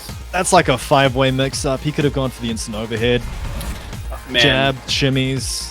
yeah, you don't want to be a 1 hit away from dead against Chun. Nope. At all. Because that is like the ultimate hard to blockable. Like, what's he gonna do? And every single one is just about safe. So Round 1. Yep. Fight. hold it. Strong See. round. Yeah. Oh, okay, there you go. That's confirmed. Oh, Oh, okay. Look, I mean, the punish was great because that would have been a charge with Fuha into Oki Yeah. as well. But yeah. that's so strange. The spinning bird kick, light bird kick, had no range, and it Just, benefited him. Just Juri things, I guess. Oh, punish. Very nice. There you go. If only Juri could punish people a bit harder for making mistakes. Nice! Great buffer. Activation. It's the Oki here too. Yeah. -2. Wow. Oh my lord. Cam challenging after 1 button. It's a low 3-frame. I mean, why not, Yeah. right? Into Yeah. -2. Look at all the profit he gets if it works out. Ooh! Nice jump in. Scoops. Bizzy has to make this count. He needs something Yeah. big. Needs to win this round, like, desperately. I think he's almost looking for a jump. Ooh, okay. Yeah, looks like it. Oh my god, again! Yeah. Bow, what's, Crouch light kick is a really good walk-up throw check. It's ridiculous. What's Juri's stand light kick on block? I know +1. Bow's in the chat. +1? It Yeah. hurts. It hurts. It feels like it's +3. It feels like a Karen, but it's not. Yeah, so Cam probably feels pretty safe checking with a 3-frame at that range, I'd say. Honestly, I don't think Cam cared. He would have done it on Nah. any button, any light, because Bizzy was just walk-up throwing. It's just, Yeah. I'm gonna check you if you stand up. Cam tried to get out of the corner and Bizzy was just in the right spot. This Great is the round sort so of far. spacing Bizzy wants. Look at this. All of his buttons flying over Cam's checks. Beautiful conversion! Very Oh nice. my lord. Kill him. Spend the bar. He can't. He needs to throw. Should have just critical out it. Should have just spent all your cash. You got greedy. Oh my no. counter hit. He's got super on deck as no. well. Is that it? No, you it's not need a gonna little be more. one more hit. Oh, busy. Should have spent all your bar, and that's why. That is why you've got. Chun-Li Man. wins. If you've got 3 bars and it'll kill, just spend them. Like, Street Fighter 5. Yep. don't ever give anyone a chance in this game, man. Like because you build bars so fast. Look, I'm gonna Yeah? play devil's advocate. In his defense, he had a huge no. It's a mistake. Even with a life lead that much, going into the next round's more important than having 3 bars for the last round. No, I am always an advocate for spend it. Just spend the cash. You know, because now Bizzy just died with 2 bars. And, you know... Hate to see it. I mean, look, at the end of the day, Bizzy has a lot to be very, very proud of with their showing today. Big bracket run, yeah. Yes. Getting all the way to losers round 7. That's what I want to... Like a 5th place tie? In a bracket that had what? How many entrants do we have? 37. 37. That's Yeah. a gargantuan It's a big effort. showing. That's a gargantuan effort. And getting through the likes of Spaceghost and Llama. We take those. Both were top 8 places in finals in different seasons. So very, very strong showing from Bizzy. Be very proud of themselves for that one. But we are now going to move on to our winners final, folks. So it is now a first to 3. Yeah, it's first to 3 here on out, right? Yep. And it's going to be BK versus Som. And this is like the way that the different player matchups work around here is so interesting to me. Like I was just thinking about how different this set would be if it was Som and Rumours versus what it's going to be like with Som and BK. Absolutely.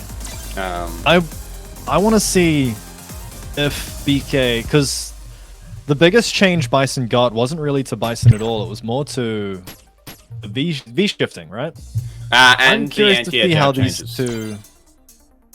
Did that really affect Bison though? Yes, it did. It did because the crouch jab anti-air was a crutch for just about every single Bison on the planet. Yeah, but Somniac doesn't really use it. I know, he definitely did. All right, that's experience talking. I'll take your word for it. There's the EX stomp, the EX head stomp nerfs were huge, but Som had been talking about how that sort of he was expecting that to get normalized for like 3 odd years. Right. And then the sweep found nerf it interesting was huge as well. The standing heavy kick nerf as well. Yeah, he got touched a bit. He did. He got adjusted a fair bit, but the character's still mad strong. Again, it was more of like a normal than like he didn't get his legs cut off, you know. Kind of the same feeling that Urien got with this patch as well. It was more. It's just a big normalizer across the board. I think Urien got off a bit easier than. I mean, Urien suffers a little bit at mechanical changes rather than sort of nerfs, but both still incredibly strong characters, as noted by the fact they're both still playing them. Still early days, though. Strong here. Oh wow, that looked like an input error from Som, and that could. Yeah, he went into Inferno. That could have been an accidental buffer. Yeah, might have just been gone to walk forward into button and got an Inferno instead or something. See, so you still got to hold that, you know. Urien's activate path did get nerfed a bit by the throw routes do considerably less damage now because of the throw counting is 2. Oh, he tried to bank on pressing at -2. Hey, BK, what are you doing? I think that was a big brain setup. He was actually plus though. That's why, man. That's like 7 head. I know that we were like just talking about spending the cash, but that was not what I meant. That was not what I had in mind. That knee hit pretty low. I don't think I would have pressed the button on that. No world. I do want to quickly mention how sick that response with the stomp was to BK going into the knee press. He just went up with EX press and just like hit him straight in the air. Like the only thing that had beat that. Used it to get out of the corner as well. Damn! How did he block that? I don't know. He got it though. How did he land on the other side? Oh, nice punish. The conversion? BK looking much cleaner this round. Oh, as I say that, he drops it. But damn, the walk forward! The staunch! Oh. The thing I really like about that walk forward is at any point he can threaten with throw, and that actually caught Rumours out. He must have delayed tech because of that walk forward. He did the exact same thing. Oh my god, that is a strong setup. That is really good. You just gotta take it either way. Usually the heavy kick beats Devil's Reverse, but it lost to a clean that time. Must have mistimed it a little bit.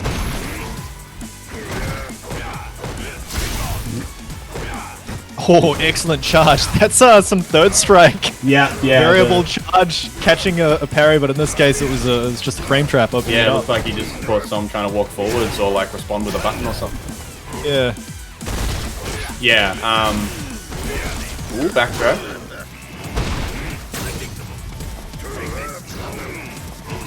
Back to neutral. Got that activate. And I say back to neutral, and then BK dashes. Dashes 3 times out of neutral. Yeah, alright. Nice tech. Good patient defense from Som. Taking no risks here. Knows that BK is the one that has to put things out there and take risks in order to win this round. Which is why he's just backing up. BK really needs to make the most out of this second Tigers. Ooh, that was a nice little shimmy. That was a nice little... M.Bison. Camzace with some smart tech. So the dangerous part about that trap in the corner with Urien is that if you're crouch blocking the whole time, he can threaten throw at any point. But you want to make the Igus disappear, so you stand block. That's Yeah, the thing. yeah. You don't You can- panic crouch block. You stand block for a I bit. believe they are correct that some or a lot of crouching buttons can go straight under it free as well. But you do have to be careful because if you like button and it trades, it's going to be very advantageous for Urien as well. So. That's something that you'd have to have in your mind when it happens. Yeah, And it's- it's hard to pull that off on the fly. It's a very good scramble option. Ooh, okay. Oh, Nice. idiot. Oh no, just a little bit short. I like how they both had the same idea. With the early jump in. Som's just playing such like a very reactionary sort of style now. Like he pressed really, really hard in the first round, and it looks like he's slowed down a lot here. Nice activate. Stand medium punch. He's just succeeding, just picking away. He's not even hitting big damage combos. Just, I mean, take a buffer into scissors. And then- He's noted that as Looper quoted BK playing like a nut, he's noted that and is sort of just letting BK hang himself a little bit more now, I think. Tries to take his turn back up the Yep. scissors. Going for the frame trap. Oh, what a catch. Some been checking BK's dashes for 4 years and BK decides to dash. War never This is looking changes, like Nico. trouble. War never changes. Ooh. Nice use of the scissors. Checking BK walking forwards a bit. Oh wow. Nearly got punished for that air and scissors. So I'm getting very lucky on the recovery here. Yeah, there you go. Good That's that anti-air, heavy there kick. we go. Yeah. Damn, And the it crouch works fierce. both ways. Well, this character couldn't anti-air. Alright, you got to hold a bit of a basic mix-up here. Nice Tapped damage. into the corner with the Igus. Yeah. Still has one left. Dash, medium punch. Oh, wow! Safe overhead, very smart. Gutsy heck. That was such a deep crouch heavy punch. He It was like a was. frame away from death. Damn, BK timed that very, very well. Nice check. So I'm turning up the aggression now. BK responding back with his own. Fantastic crush counter there. And the charged heavy punch. Som picks The his li- button, like his button timing so well against BK, man. Like he just picks just the right time for BK to want to hang himself. Like he'll just down back now, yes, then he just throws out a button. He's just letting BK sort of throw something out and then preemptively tossing something because he knows that BK is going to react. He gets the scoop. What does he have here? Time to hold a mix up. Oh, he buggered it up. Damn! Oh, that's going to be a huge conversion. And he Hit gets him an with the Igus can in the corner. opener. Oh, goodness. What was that Goes counter for the hit? meaty stuff. Yep. He would have been. Well, Urien I wins. imagine that Som must have tried to challenge, thinking that BK would get greedy with his puck frames or something. Okay. Really, really nice. Really, really nice. BK is adjusting a little bit to that preemptive style that Som's throwing at him now. I'm loving the changes he's doing to his V-trigger activates. Yeah. He's mixed it up every time, and he's hit Som with a pretty good success rate. Yeah, he's gone for a different option every time after that crouch medium kick. I noticed that Som hasn't been using EX Stomp much. I know it got hit, but what's It changed? did get shot. It did get shot pretty hard. The invulnerability on it got like pretty much deleted. Oh, I see. Yeah. Right, you can't just throw it out mid-strings anymore. No, it's not a reversal option anymore. Ooh, nice shimmy. And you are dead. That's classic right there. That's classic V-Trigger 2 Bison. Yeah, the initial wake up got deleted, which is a huge change. Ah. You actually have to think about how you use The twin. I was wondering why I was seeing Bison in the corner longer than a second. Yeah, and Urien does have that stand heavy kick, as Panda noted. So he does have pretty good options against it. With the nerfs as well, sort of leaves Som a bit more grounded. But that's not like something that I'm sure Som is upset about. Oh, Man's absolutely always had an not. excellent ground game. It's a very important game here. Winner gets up 2-1. Wow! Look at that That's a headbutt. Beefy EX headbutt to go through a stray button. That's a big brain right there. We'll take it. BK's actually placed his headbutts very, very well this set so far. There's been like 1 or 2 at most that have been bad, and as I say it, just decides he doesn't want a bar and just gives it away.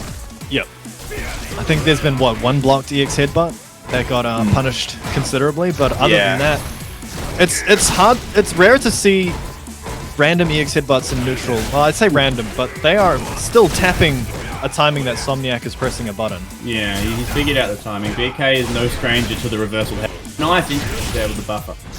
Oh man, BK's medium punch buffers have been something else today. You're just stealing his turn back. Like these really nice timings, but it's not enough. Som sliding into 2-1 here. BK is going to have to turn it up here. His back's against the wall. This is great. They are duking it out in neutral. I haven't seen many jump attempts at all. It's just been good old grounded game.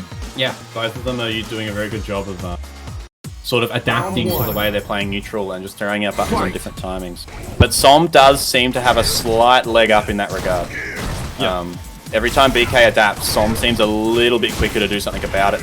Nice punish. Caught him on an air and scissors. Didn't have charge.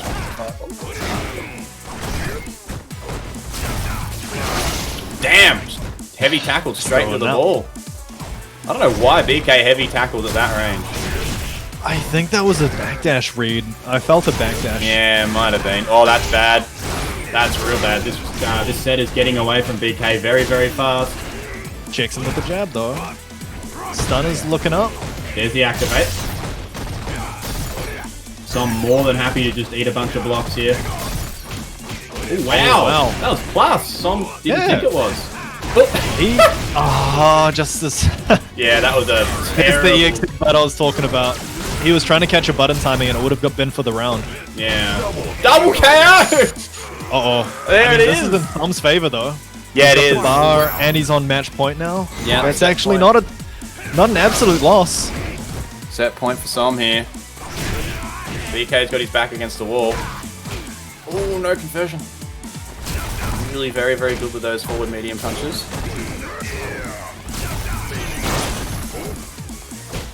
Oh, wow. Oh, we didn't expect the other side.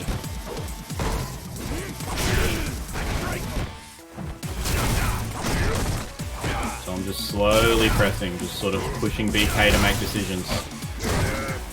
Like, he just pokes, like... He's just poking, like, just enough to, sort of make BK want to do something. They're working out each other's timings. You can see it's as the match goes on. They're like that crush kind of heavy punch from the jumper. They're figuring each other out. This is real bad for BK. He's trying to just get away here, and Som's just holding up. That's gonna be it. That's gonna be game. Yep. That's it. Bar drop. There it is. Holy crap. That's 2 for 2. That's BK, too close, man. BK got away with murder that round. You could see Som hasn't held up much this set, but he could see that BK was panicking and just trying to create space, so he just started pressing and pressing and pressing, and BK got extremely lucky to get away with that. That crouch medium kick activate though. It was probably the only thing he wanted to hit. Round one. Yeah. They just picked the right time to challenge with a button in like a sea of offense from Som and got away with it. Ooh, wow, he's got away with a B-Skill 2 stock there. Let's see if he can make the most of it. He sort of traded it for the corner, right? Yeah, it looks now he's here back against the corner. Yeah, this is the bad Half-life, close to stun. Oh, that's not good. One more hit. Wow! Reset. Oh, nice. Just delay, then check on the dash. Here we go. Yep. The reversal. So I'm just wanting none of it, but he got hit anyway. That's huge. Signs too. Can he make anything of this? Oh, goodness me! Excuse me? Nerfs be damned. He's coming in hot. Match point? Yeah, I mean, BK does have a slight meter advantage, but it's not enough to be of note here. The loser goes home.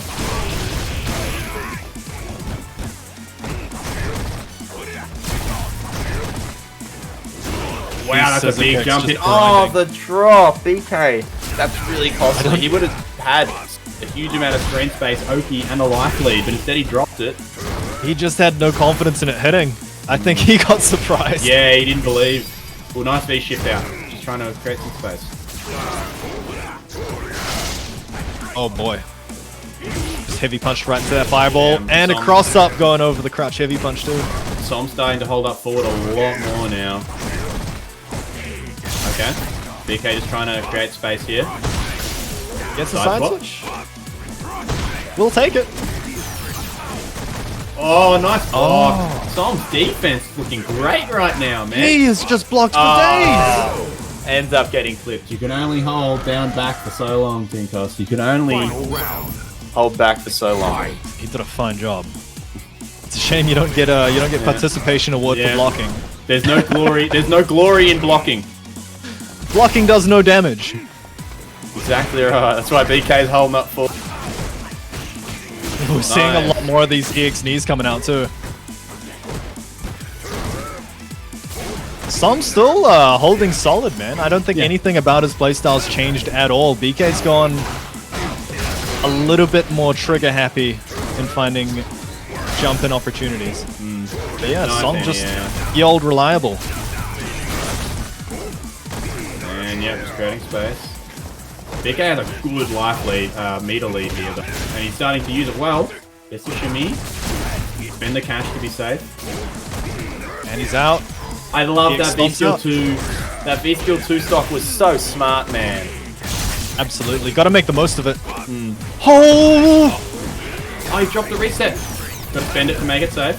Oh! Go! Oh! Uh-oh, this one's getting close. This one's getting real scrambly. Oh, that was... Oh, no! Oh, he's not dead. He's not dead. The V-shift! The shimmy! Oh, my God. What's Som got? The scoops. Okay, here we go. He's gotta hold this. Som checking him just to make sure he holds this block. Guess! Ah! Oh, the reset! No! Damn, Som. M.Bison. I know. Oh, God. I know Som is a very measured dude, but I hope he popped off after that, because that was very nice. Oh, man, I'm pretty sure he set the timer on his phone once he got the command grab. He's like, alright, let's see here. Okay, cool. Ready, you hit the button and go, yeah. Set the alarm for a jump forward when this bad boy goes off. God damn. That was... Woo, man. That was a sick match. Like the blocks, and then he picked the perfect time, because BK sort of backed up and was sort of like trying to assess how he was going to approach, and Som's picked the perfect time to go for the slide activate to create space. And then he like didn't scoop. I don't think he did he command grab him like once that whole He set? command grabbed once and it worked. Once, yeah, but yeah. He got checked with a light kick. So this time he did 3 lights and then he stood back and waited for the bomb to tick down a little bit more. And that's when he decided to go in, and BK was like, okay, I gotta guess. Like, it's too late to do anything. Yeah, you And just gotta if he advances and doesn't hit Som, then the detonate would kill him. So he had to hold it. It was a really good play Jesus from Som. Christ. That was sick. That was sick. That was That was a definitely sick dope. match. Very well. It's always so sick. I saw Marty said it earlier. Watching these two play, it was always good fun. It's Som and BK and Som and Rumours on complete opposite sides of the scale in terms of like tempo Are both just so sick to watch, man. They're always so fun. Man, that last round. Ah, man. And there was a tie game in there as well. Yeah. That was a solid match. I enjoyed that. All right, and we are now going into a Round 1. lovely little losers side match here between Panda and Cam. The winner of this gets to play a first to 3 against BK. Isn't that a lovely reward? What a reward, yeah. I think both of them are still going to gun for it. This is going to be interesting. Has Panda played much Menat before? I imagine they probably have played each other in ranked a bit, but that would probably be about it. Because Camzace has a ton of experience with Against Sky. Akuma, yeah. Yeah. Akuma is probably a matchup where he feels the most comfort just because he's played it so much. That's gonna... Oh, very nice. Optimal meter build. Cam taking that first round. He was banking on the activate into the return orb, which is probably Yomi 1, the smart thing to do. But Yeah. baiting that DP was even smarter still. We got a first to 3 here. It's only the first round. Panda sort of instilling early that he is ready and able to reversal. So now Cam's sort of got to be thinking about that when he goes for setups. Oh, the drop, that hurts a lot. Oh, that's such an unusual reset. We never see that. That's why Panda's the best Akuma, man. Just uses... I like watching Panda's Akuma a lot because he squeezes, like, everything he can out of the toolset. Yep. That's a Street Fighter 4 reset. Crouch medium punch from Atatsu. Yeah. He always makes the most of, like, every single tool in Akuma's toolset. It's always sick, man. And Lord knows Akuma has a lot of tools. Exactly right. Oh, wow. That was a big bet on, like, an orb or something, and he just got clipped instead. There are so many things that Menat can throw out that a mid-kick Tatsu will go over. So I think it's a good choice to do raw mid-kick Tatsu. Nice reset on the crouch fears. Gets the activate. How much Menat can do now. Gotta hold all this. Gotta hold this. But, I mean, with the life league like this, you just want Akuma to run it out. Oh, and he is... no. Oh, he does the same reset and then throws this time. Oh, no. That was a trade. He gets a hard knockdown here as well. Oh, the shimmy. Oh, my God. Oh, and the taunt. Why not? That's smart. Sleepy Panda is feeling himself. So, when he hit that air fireball, he could have gone into an HP DP hard knockdown, but he intentionally chose to reset with the mid punch so that he would keep B trigger long enough for the next combo to get a hard knockdown as well. Yes. And two easy to time meaty timings with the amount of shimmies that Panda is doing. Yep, that's a stun right there. Very, very good management of resource. That's what separates like a good player from a great one though. Is like measuring that stun bar perfectly. Yeah, that was smart. that little bit extra optimization, man. Like just the ability to assess and optimize in like clutch situations. Wow. Cam's getting a little bit sloppy here. I'm feeling the pressure a little bit. Okay, here we go. He's got to make the most of this. Somehow get him into the corner. I love that V reversal. Great block, great V reversal. Just like that, Cam, this is going to be a very hard comeback now. This is it. Yeah. Cam went straight for the overhead mix-up, and usually Menat goes for a slide there, but I don't even think Panda considered it for a second. No, he was stand blocking from like downtown, man. He'd seen the future. He looked into the orb and he saw the overhead coming. Cam needs to win this round, like desperately. And this is a great start. I suspect if it keeps going this way, he's going to switch. I wouldn't. I don't think it. Personally, if I would say the best bet if he was going to swap would have been to start the game 1. Because this isn't going horrifically badly. It's just that he's making like key errors and Panda is just deleting them. Yep.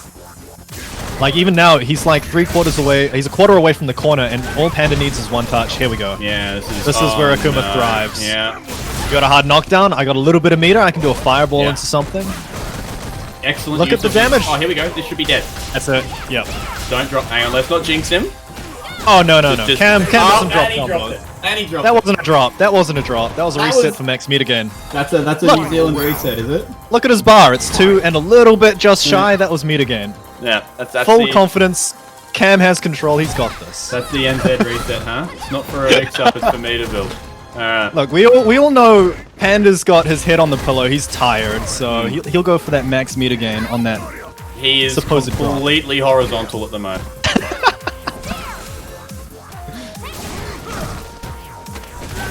Oh, this is real bad. Yep. Yeah, what makes it even worse really is he doesn't bad. have the orb either. Yep. He's got to look for a way to get it back. And you can see how terrified he is. Oh, there we go. Nice block on it. What the hell, Panda? I was about to say like props up or whatever. I genuinely He's seen these before. -2 into DP. We got those. Cam needs to win. You don't want to go down 2-0 against Panda. Oh! That's such a big conversion. He needs one more for the... Yep. That's going to do it. Holy crap. Will the 2 lights scale it? Maybe on a normal character, but this is Akuma. That's what I was a little bit preemptive on the that's it. I was a bit scared that would not kill, but low health totals, man. Menat wins. Okay, wow, pulling tricks out the bag. That was... I don't know how he got hit by that heavy punch, but that was it. And the conversion off of it as well when he because he would have been too far. Anything else? Yep. So like He that was converted perfectly. Yeah, that was excellent situational awareness from Cam because like any other Menat that I know of would have just like literally hit medium punch after it and it would have blocked and then he probably would have lost that game because it would have given Pahnda a lifeline. But instead he kept that tempo going, you know? There's an interesting thing of note there as well.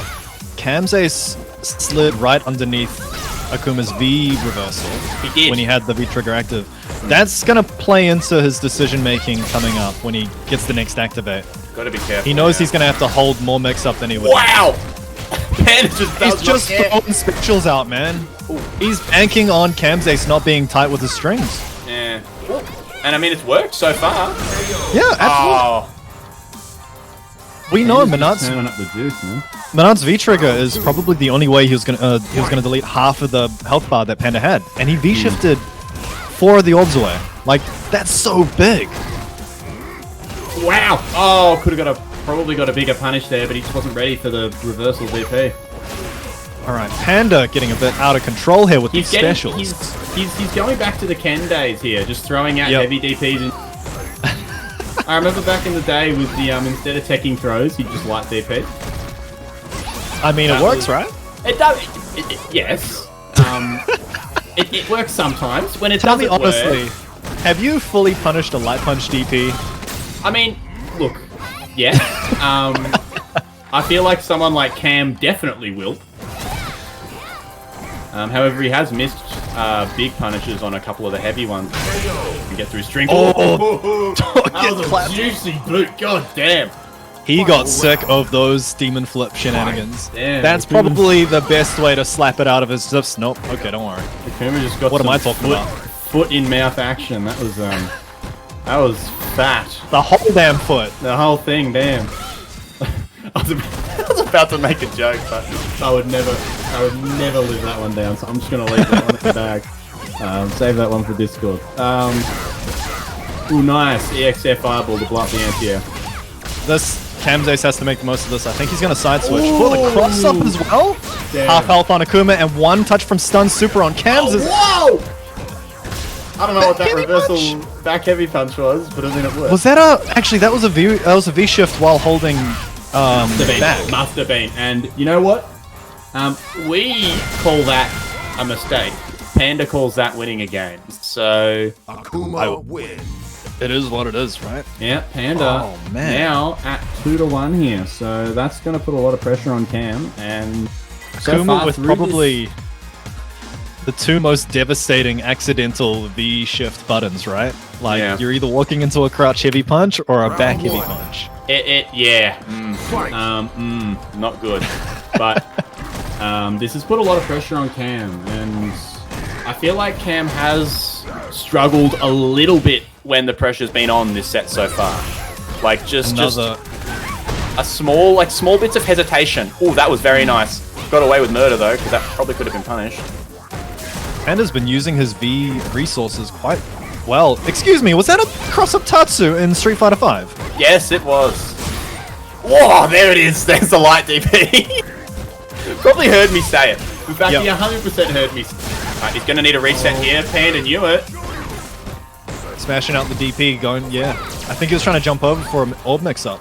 Yeah. Oh, just too far. Wasn't close enough, yeah. Oh, this Didn't measure the slide. This is really bad now. And the trade. Very nice use of the dive kick. Yep. 3 dive kicks in a row, and none of them were clean hits, so he knew one of them would end the round eventually. Pahnda is just like, look, like he's going a bit ape, but it all still looks, to me at least, like calculated risks. Like, he's doing like that parry there. He knew that he was minus, so he went for the challenge because he knew that Cam was going to get greedy and back. Recall the ball. No, I mean, this all looks smart. Look at all of these. Yeah. Pahnda hasn't stuck to one solid defense choice. He's rotated that wheel impeccably. I think he's probably the most experienced with V-Shift that I've seen today. The APM was incredibly high, but in a respectable way. He's thinking about what he wants to do. There was some moves you'll say he's just doing it, but like the mid-kick tatsus, they're measured. Yeah. How many mid-kick tatsus whiffed and got punished by And Cam? the teleport out of the V-trigger situation was really, really good as well. Yep. So just some really, teleport really, into V-shift, like to get away from the orbs. just some really, really strong options to escape defensive I feel like situations. once Menat spent the bullets on that revolver, that's it. Like Yeah. try be Menat without V trigger and then take down Akuma with that many options. Yeah. It took him like 5 rounds to finally start checking demon flips, and he only did it once. You know. You did random DP flip MK Tatsu for 4 games. Sounds like someone who lost. That's all I'm going to say, you know. If you win, then you can make fun of how the other guy plays. But if you lose, you kind of got to hold that out. Camzace has to go to the lab and figure out how to punish whiffed mid-kick Tatsu. Was it random if it worked? There it is, Panda. Oh, BK wants to play you, man. Maybe not today. Maybe not. He can play Sanctius. Alright, so we've got our losers final set here. It's going to be Panda versus BK. I imagine that this one is going to be a, so to quote the old classic wrestling, this is going to be a slobber knocker. Who you got? We haven't even started. Pick one. Go. I want Panda. Panda? How many games? I'm in Panda. What's the score? Give me a score. 3-2. 3-2 to Panda. I'll go 3-2 Jesus. BK. I'll go 3-2 BK. Alright. That's the chat say.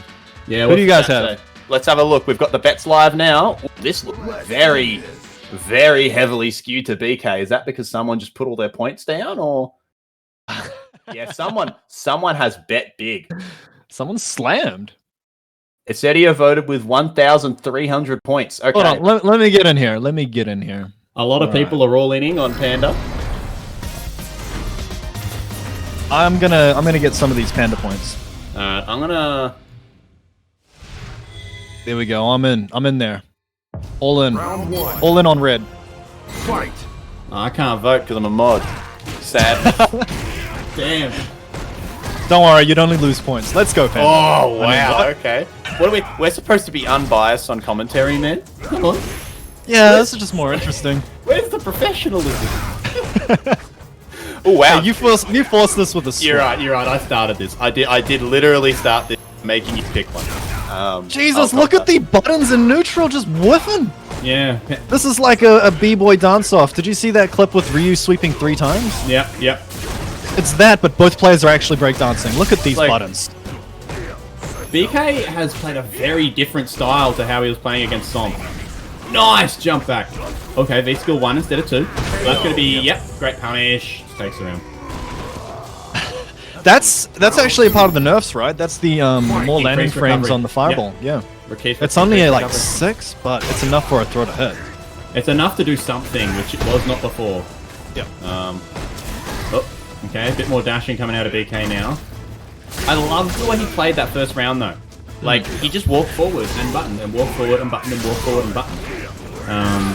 I feel like that was a very nice auto time shit. Oh! Goes for the medium punch there to minimize the stun scaling. Oh, that is optimization right there. God damn! Oh, okay, Was it BK doesn't care. necessary, though? I don't know, it was pretty sick. That's a Twitter clip. Yeah, we'll take it. I know Panda likes making highlights, so... Wow! That just beat... What did Panda do then? Reset? No, yeah, just spend the cash box. I mean, they come into Undeniable. the next round with nearly even footing. That was hella worth it. Urien I mean, except wins. BK won the game. Oh, fuck! I know Yeah. that you went all in on Panda, but you can't just hide down. Look, BK's got to collect his 2 wins for me to get my score right. Okay? Ah, of course, you're right. I have this counted. We've got Sure, this. This is all part of the script, right? Fight. Yeah, Yep. of course. Just like that. Okay, no, okay. Can I take it back now? No. This is. I'm very confident this will be 3-2. Oh my god! Panda waited for me to talk before. Oh, here we go.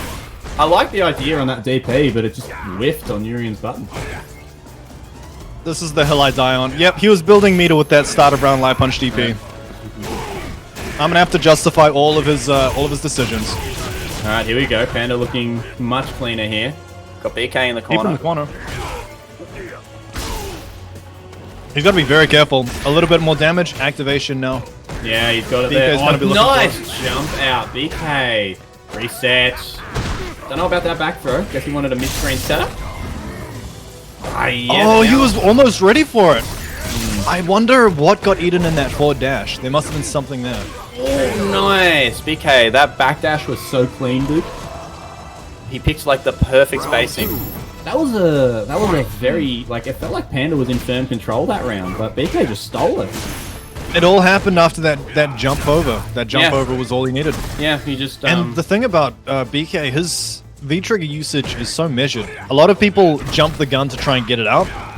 He lets it just sit there and stew for a bit, and then gets the crouch mid-kick activate. He doesn't overexpend it. Like, I know that a lot of Urien's activation paths have gotten hurt a little bit by V-shift obviously being the thing. Wow! That was a nice little weight on the cross-under. But, like, BK sort of adjusted the way he's using the Aegis instead. Using it as like a tempo tool more so than anything else. What the hell was that? Is that gonna work? God damn! He can't.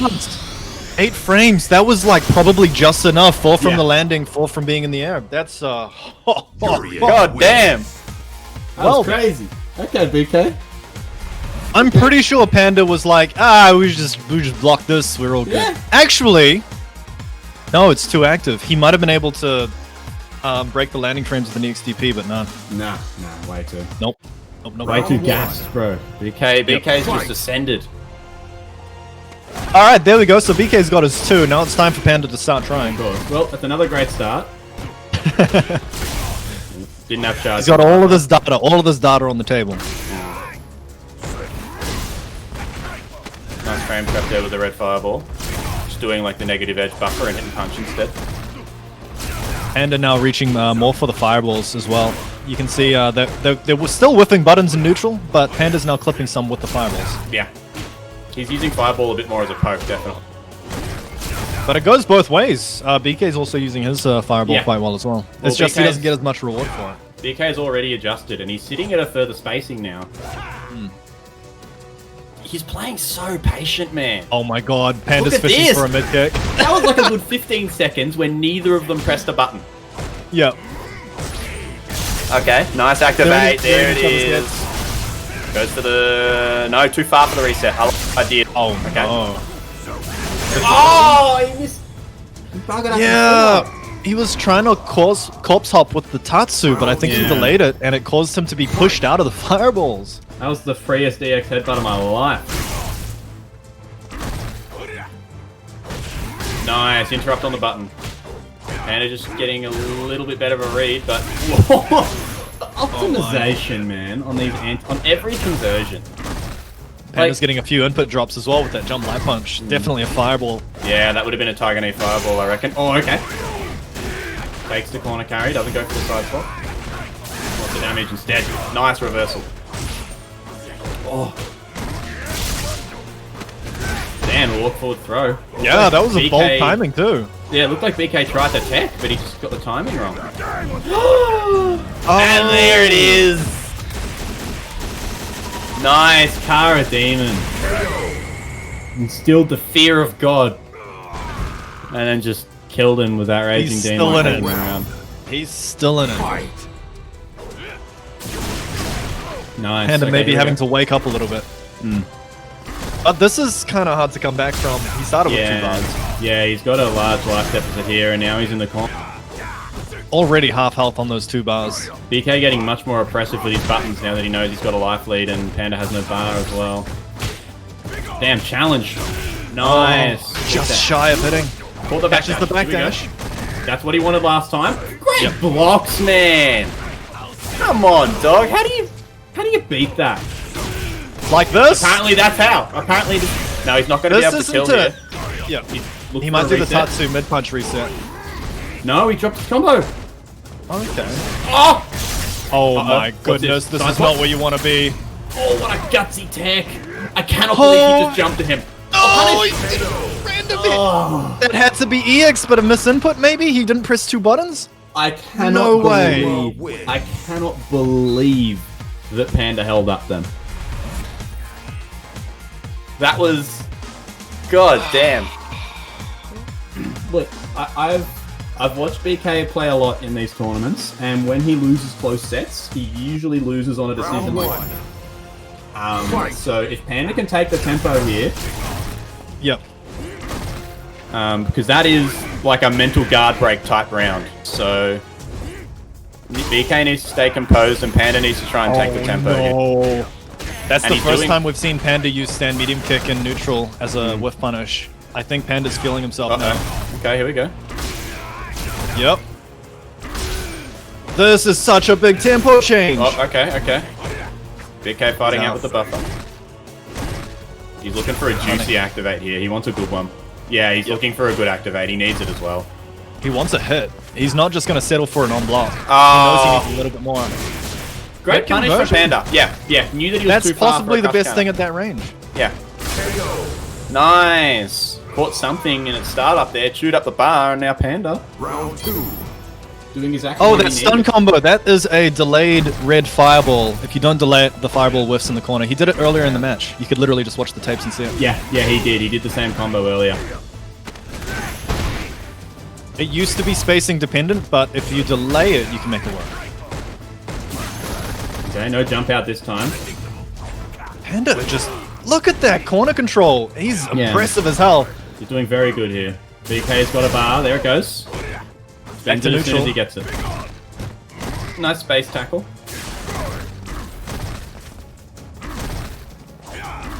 Oh, caught on the back dash. Release that if you BK for a little bit of space. One more. There we are, yeah. That's a huge jump in. BK's got to be looking for this activate. Anything, Yeah. really. He's got all the resources to win this round. Nice punish. Punish. Oh, that was so smart, yep. I like the idea. I like the idea. But Panda was ready. So an interesting thing about VE Shift is that it Akuma still wins. triggers buffers. So Yes. he knew that he was going to go for an activate. So Yeah. there's no option select to stop the V trigger coming out if you don't hit confirm it. Yeah. The slowdown still makes it come out. So it came out, he saw it, V break anyway, reset to Yeah. neutral. The And- Igus is neutralized. And even if Round it one. didn't come out, because you can just hold the input right to get the Yep. V break, but you can also manually time it. So Panda, I would assume Panda most likely just reacted then, saw the ages and just hit the button again. Because it All looked up, like it I was mean, delayed. that's what, half a bar of V to neutralize Urien's comeback. Yeah, exactly right. It's a great way to spend really the potent. resource. Yeah. But BK looking mad good here in this final game. Plus Panda got to one. pad out these block Ooh, hits to get the stun dude. down. Dude, that dash up on the jump back was so OD. That was sick. Yep. Very good read on the momentum. Fireball's coming out. That's it. V-Trigger's done. I mean, he Yeah. still has almost 2 bars. Oh, Wow. Scrambling. Oh, plus frames. God, BK very patient here. Okay, just wants to create some space. Oh my goodness! That demon flip throw. If he had palmed into it, he was dead. Yeah. God And if he damn. let it rip, he would have slid. The throw was the smartest thing he could have done at that stage. Yeah, he did a very good job of just going for the option that made it work. Oh god, imagine if it had hit too. BK is now on a set point here. Oh, wow, no, he racking up just that white cashed- life. Yeah, he just cashed in a lot of white life.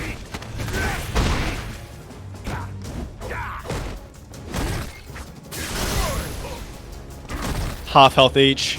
Yep. BK on match point. This 2 for 2. Ooh, nice punish.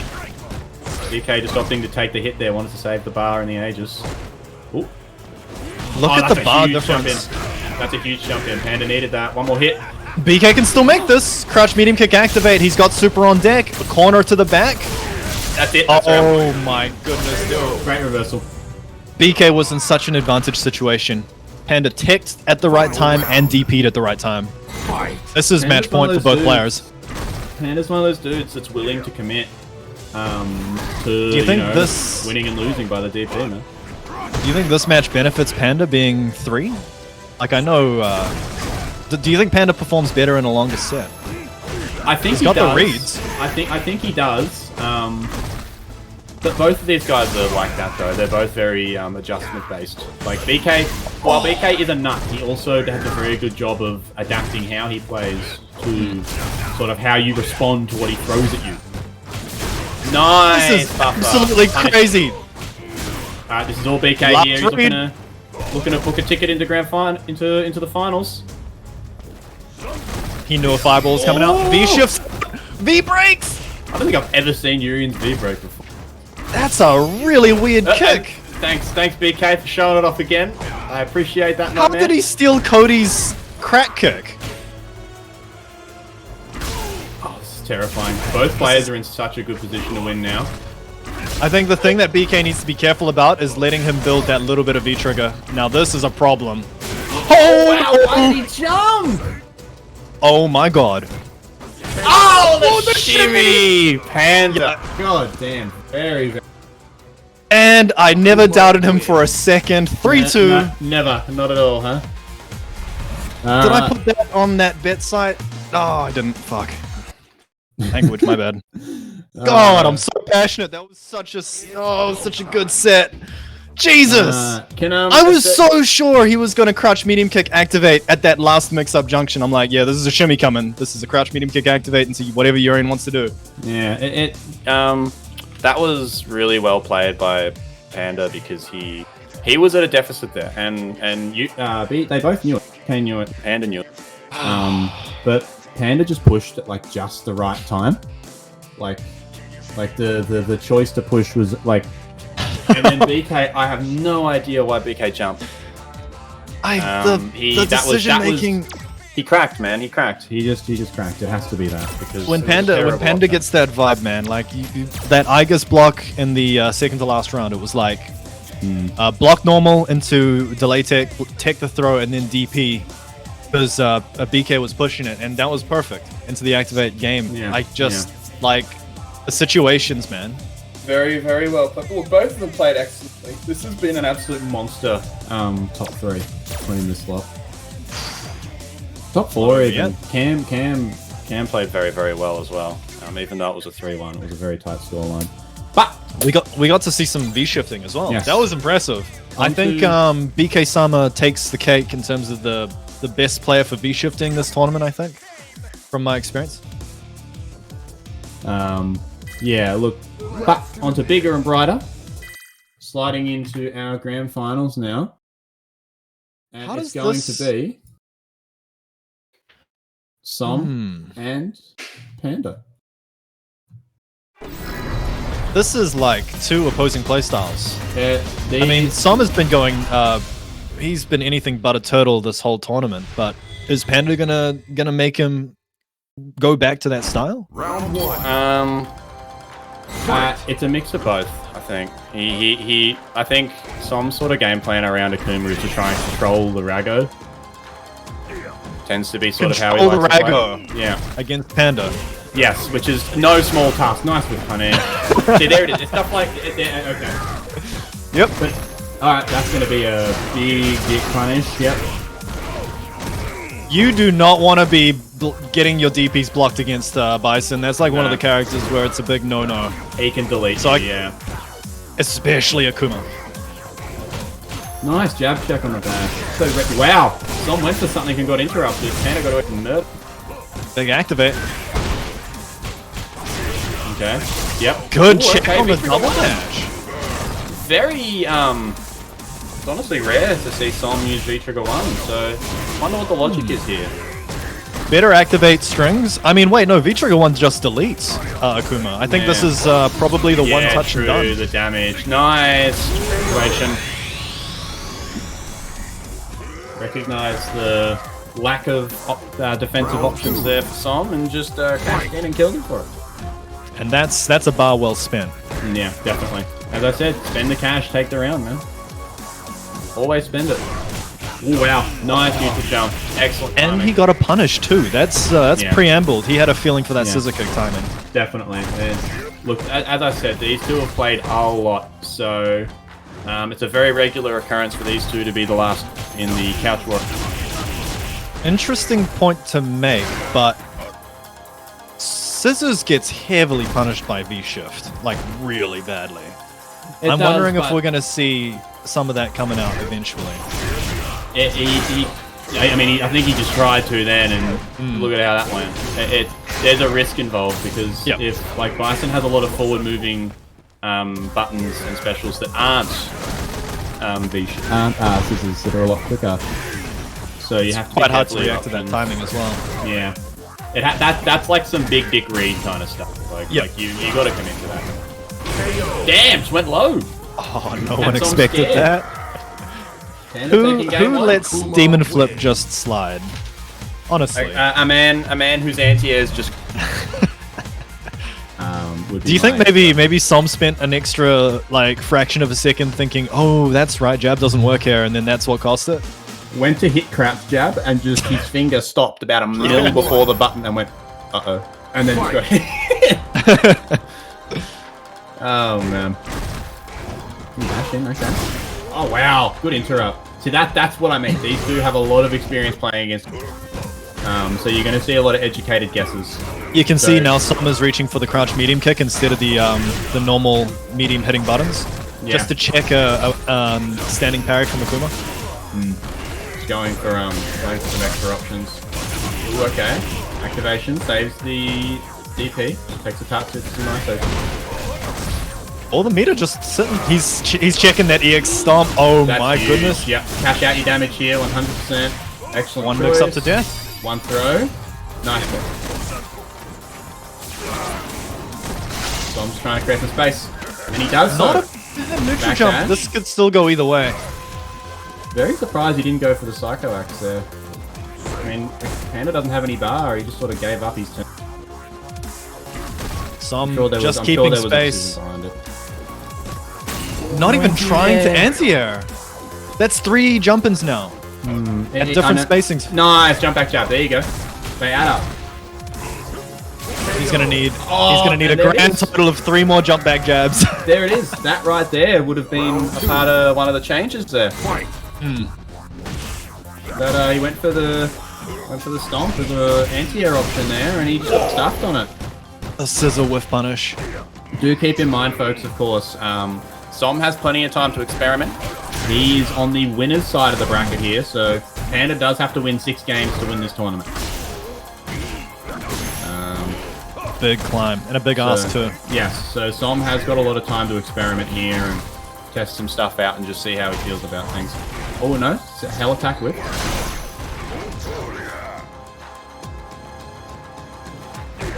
No anti-air again. Yeah, wow, you are right. I think the anti-air jab nerf really, it's making him second guess what he's going to do.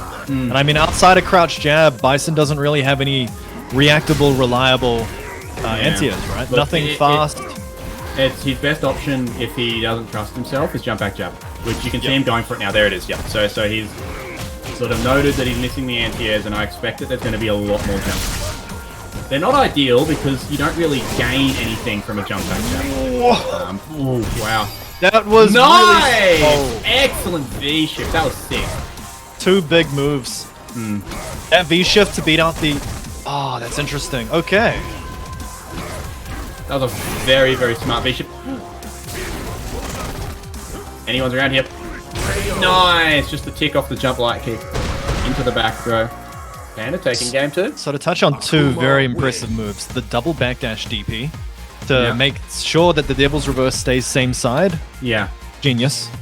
And then the V-shift so that you get time to plan out your punish. On the fuzzy, yeah.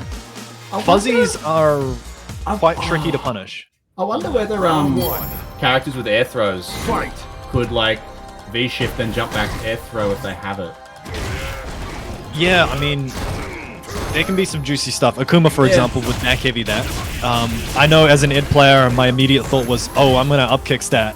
Yeah, you could probably as ed kicks. Ooh, nice. That's gonna be huge. That was meterless, mind you. Yeah, meterless. Nice. I'm sort of baiting out Panda's Rago reversal options here. Not much life. Somniac just needs to chill, find one opportunity. Which is definitely what he's doing.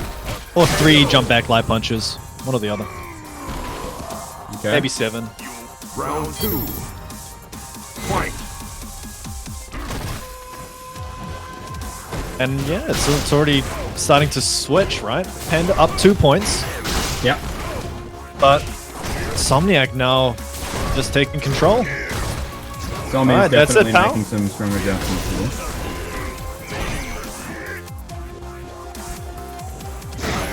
Wow, baited out that jump. You could tell by his spacing.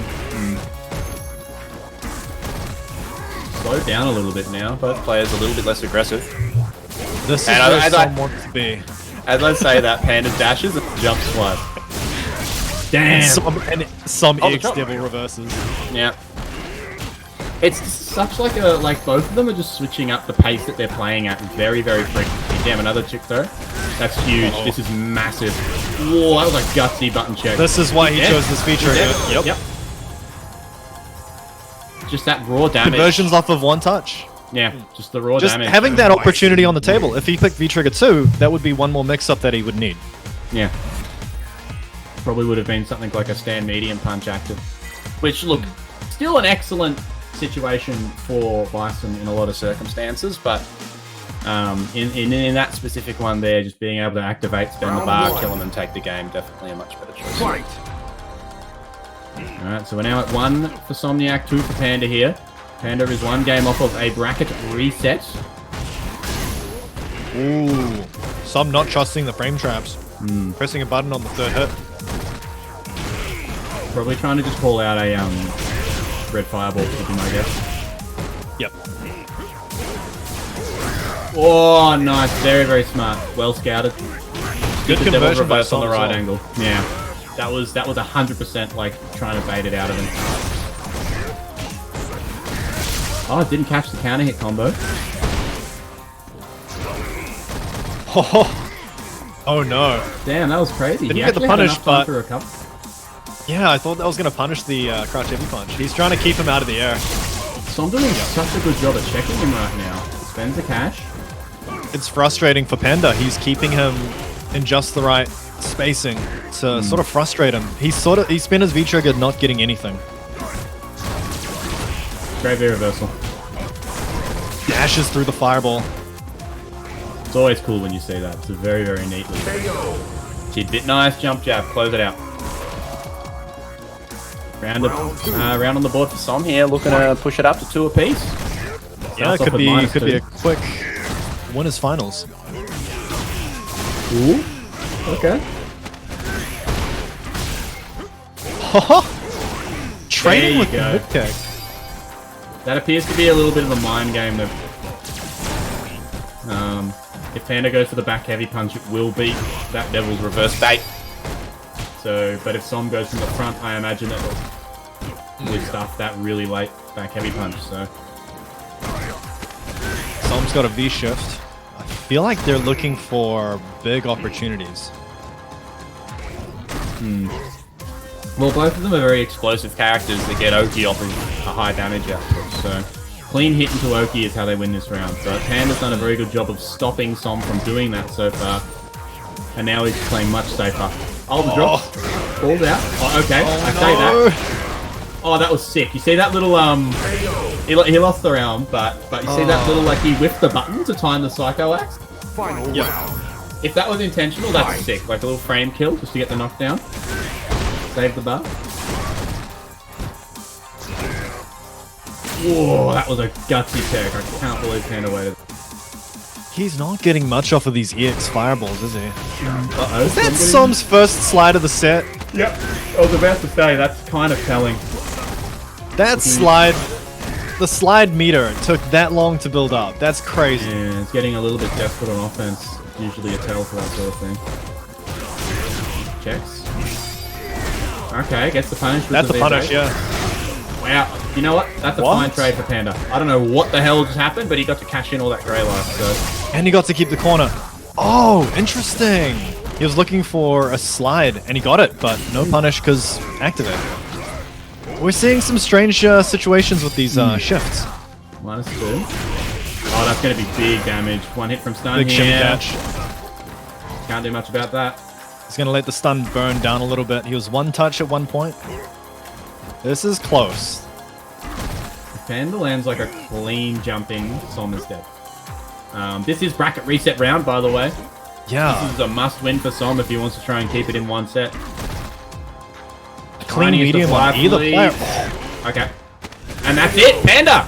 Well done. We are going to a final set for this tournament, folks. It wouldn't be the first UNGA of the season if we weren't going to the final Luigi here. Incredible offense. And you can tell the cogs and the brains are working with those V-shifts. They're figuring out better ways, better timings to use them. And it's going to get to the stage where if you throw out a heavy button and it gets V-shifted, you will feel it. Well, I know that Som has been labbing like V-shifting Akuma fireball strings, for example. And I believe that you can only really do it when you're in the corner, but if he gets a read and goes for the V-shift, can blow pretty hard. Haven't seen one of them this set. Yeah, haven't seen it this set, but I'm sure that's something that he's keeping an eye on. You can tell they're being very measured with their actions, specifically for big punishes like that. The fact that they exist, even if they're unlikely to be used, it could be the end of a round. If you autopilot too easily into, oh, it's just Akuma, I'll just do this into block string. There's no way I could die for this, right? Yeah. And then all of a sudden, Bison V-shifts from the corner into a down forward heavy punch. Yeah, definitely. Literally everything he wants. Get the right hit and you can just delete them with the V-shift option. But it's a vice versa as well. Like, poorly timed V-shifts can Round 1. Can and often will cost you. Yes. I think more people are versed at punishing V-shifts than actually using it at this point. I think over time we'll find that V-shift will become a much more dedicated tool because people are going to start to figure out how to treat it like delay teching. Yep. Where you just have V-shift safe situations, and I'm sure there's characters that'll have strings where you can safely meaty and then also blow up the V-shift as well. I'm sure they exist. It's just going to be a time thing to figure out whether they exist. The longer people have with this this season, the more we're going to see. And it's exciting. It's a really good tool that they've implemented. Yeah, it's interesting. Well designed. Very well designed. Nice scissors. Nice, very good. That V-shift is interesting. Som has been using back-to-back scissors every now and then. I wonder if he's trying to call it out hard. Yeah, trying to catch it and blow him up for it, but it's not working so far. Okay. Oh, big shimmy. Trying to get in. Panda trying to make it work. You know, is that the anti-air jab nerf? Because I know air attacks had the they had their grounded box raised. Box that can be hit by jabs raised. So that's twice Somniac has tried to jab out the demon flip and twice that it's failed. I don't know if that's part of the new changes. Yeah, you'd have to look and see if the demon flip was affected by those changes. That's a little bit above my pay grade, but it would be interesting to see. Ooh, okay, one more hit for stun here.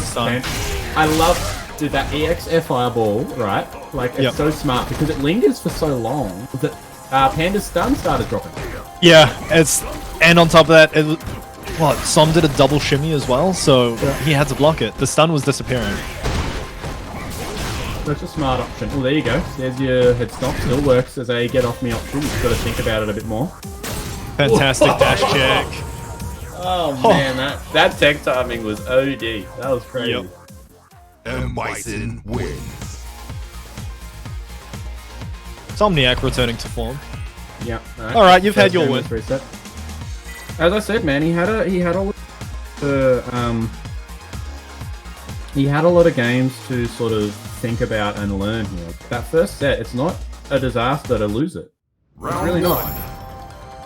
Fight. It's like Somniac more time to download you. Definitely. Well, the thing is, it's just like health, man. Health is like, and it should be treated as such. And you know, having the fact that you've got that first set under your belt, so you can take risks and try something different. It is a resource that you should try and utilize. Ooh, wow, dash under. Somniac's been more proactive with his anti-airing. You can tell he's measuring it. You can see how he's spacing Panda out to a place where he can easily react. Yeah. He tried to anti-air with that fireball, as a matter of fact. That thing goes disgustingly fast, so yeah, that has the ability. Ooh, that's big. Yep, that's huge. Is that the fastest moving thing in Street Fighter 5? These projectiles are to be very, very quick.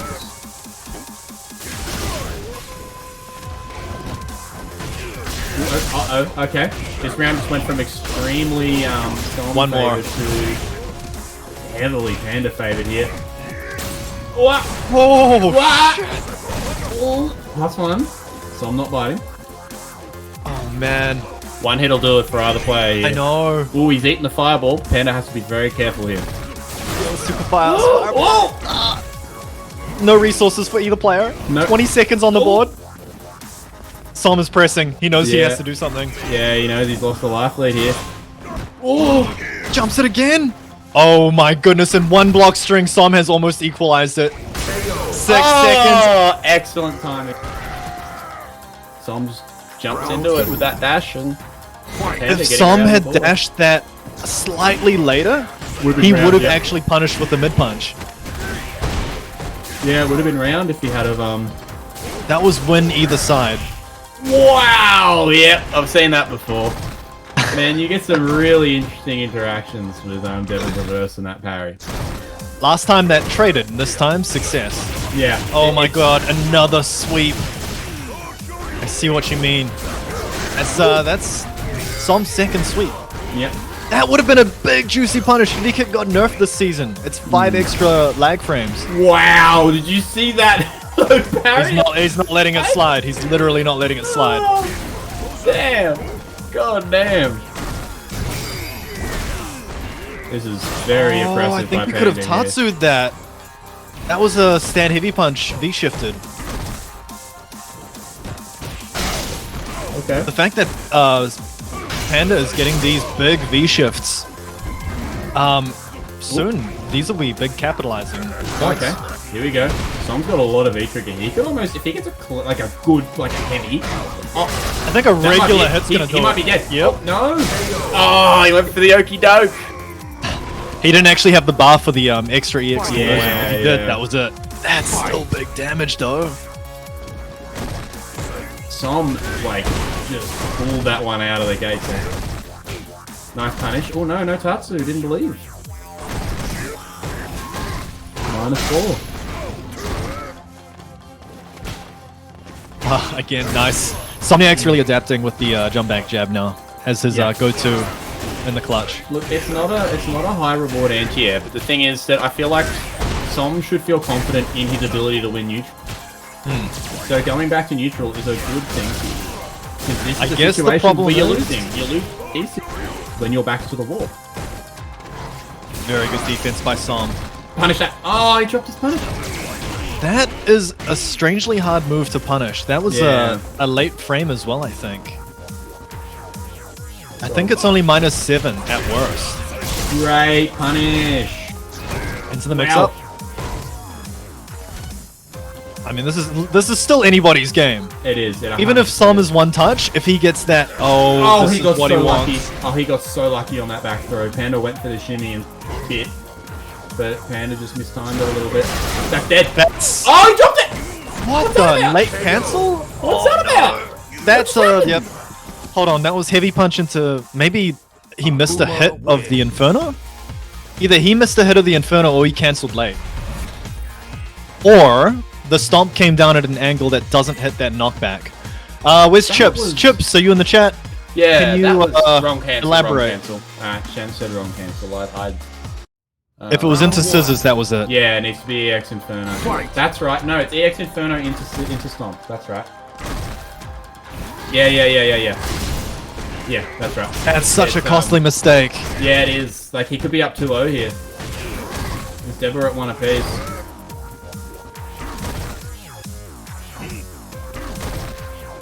Alright, we got Chips in the chat. He's got a different identity. Yeah, apparently so. Goes Chips. Third blocked slide. I don't think has he had a successful Oh, that was slide? sick. That was so sick. The Circle Blast into the Flag and Heavy. No, he hasn't, by the way. Not a single one. Forward throw.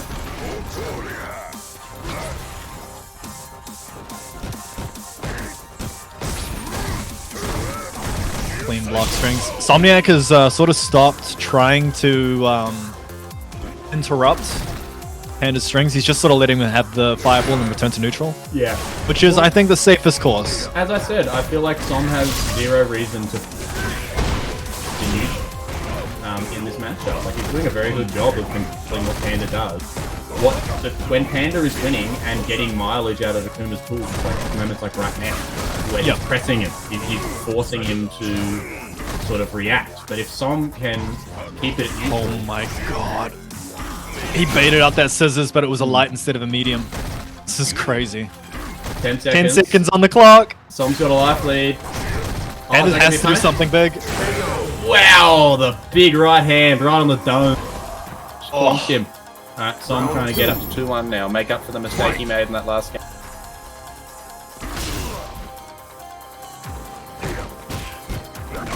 Yeah, I believe he's I believe he dropped G after the nerfs. Wow, she punished it for recovery on the ground. Good parry on the blast. Well, anticipated on the blast, but it didn't come out. Oh wow, that's swift. What's that about? Must have hit a bit too early or something.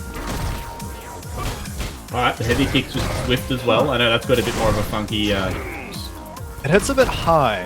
Yes, it does. But I'm not sure why he went for the heavy kick. Maybe he had no faith in him staying grounded. Yeah. Ooh. Good call out by Somniac, but not ready for the Oki situation. Gets jabbed out. Yeah, better response from Panda. Slide activate. And now offensive VR as well on the scissors, keeping the corner. This is he's looking for an EX stomp. He's thinking Somniac is going to try and get out very soon. Or See? a slide. Or a slide. It's one of the two. He wants him to activate or he wants him to EX stomp. But Som is just chilling in the corner. Damn, it's got clipped. 1 round apiece here. And Panda's got a pretty significant meter lead too. Fight. This is close.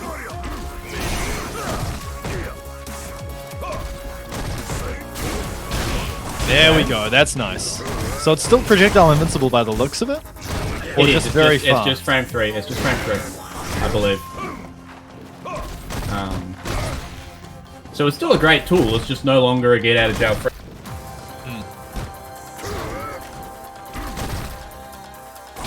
Wow, she gets clipped by the heavy scissors. Oh, went for the hell attack, it traded. You'd be more than happy with that trade if you're... And he's just letting the chip rack up. Yep. And it has to make something happen here. He needs a big activate. He can still do it. He's got like, if he's gonna make a comeback, it's gonna be the resources he's got now. He just needs that clean hit. Somniac playing so defensive though. Yeah, very, very reactive. Just scissors, blocking. He's just watching that time tick down. That's a second win condition. Oh wow. Nice. Very good adaptation from Panda there, knowing that the other route would work. Yep, Som's sitting because he knew he was going to get DP'd if he tried to neutral jump the fireballs. He's got to hold this. What a big counter hit. That is a big comeback from Panda there, man. But as we said, and that he spent all of his resources. He spent every single one he's got. I mean, I gotta respect Som. He was so committed to just blocking and trying to time him out, but this is Akuma. You can't simply just wait him out. He will come to you. He'll make it happen. He has all the tools in the game to mix you up with. Yeah, especially when you're in a situation. But when he's got full critical art and V-trigger as well, like everything is there to make it happen, man. Som with the like scissors off the Banter Blast. Oh, dashes through the V reversal, catches the V shift, and that's a whole round. Yeah, very. Oh no, didn't kill. Didn't have the bar. Oh my lord, that's a bold statement. Spending an EX bar there. Yeah, I know. I'm not sure about that one. I get the well, feeling you're never that, sure about it until it happens.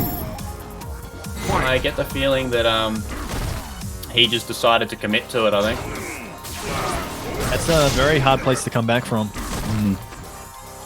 It's one of those things where like you got to sort of value your, but like while I say spend the cash to win the round, you've also got to value your. But it's like you're throwing away a bar in that situation when the odds are still so heavily stacked in your favor, or out of your favor rather. You know. I guess that's why it succeeded, but he needed a couple more coin flips to make that bar worthwhile. Big gamble. Som is always going to just button there, right? Because, like, what's he got to be afraid of? All Panda's doing is giving him bar. Oh, here we go, split activate. Oh, nice punish on the V-shift. Yep, there it is. Yep. Jump back jab, very, very smart. Close it out, and we, ladies and gentlemen, are going to a final game of the tournament. So, 2 apiece. Who is going to take This has been a home? close set. It's very, very tight. These two, it's always Max games? It's always like this, man. It's so good. Som really turning it around there. That was some beefy rounds. Just a handful of decisions going his way. Panda has very, very good control, but Som's very good at dictating the pace with his own patience. Like I feel like Som's everything's going right for Som now. Yeah, just this brick wall, you know, and he's willing to give up a bit of space, but he knows he'll get it back because Bison is so good at claiming space. Now he's got the fireball stocks. Like tools like that stand medium, the scissors, the crouching medium. Ooh, wow, the counter hit. Looked like he buttoned when he was negative. Panda pushing now. Oh, Som just chilling. He's not pressing anything. He's just walking back. I mean, at that range, he has no reason to let Panda waste his V trigger. You know? Good decision, and he still has the life lead. Panda just cannot find an opportunity. No, this is I think foregone conclusion. He needs something real big. Oh, that's going to be a punish. That's it. Start. Oh, he dropped it. He went for something weird. Jump back jab. Very nice. Very nice.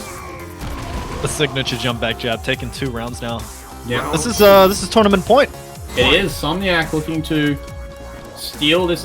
What would have been, you would have thought, Panda stealing it from Som, but now we're in a situation where Som is the one on the back foot.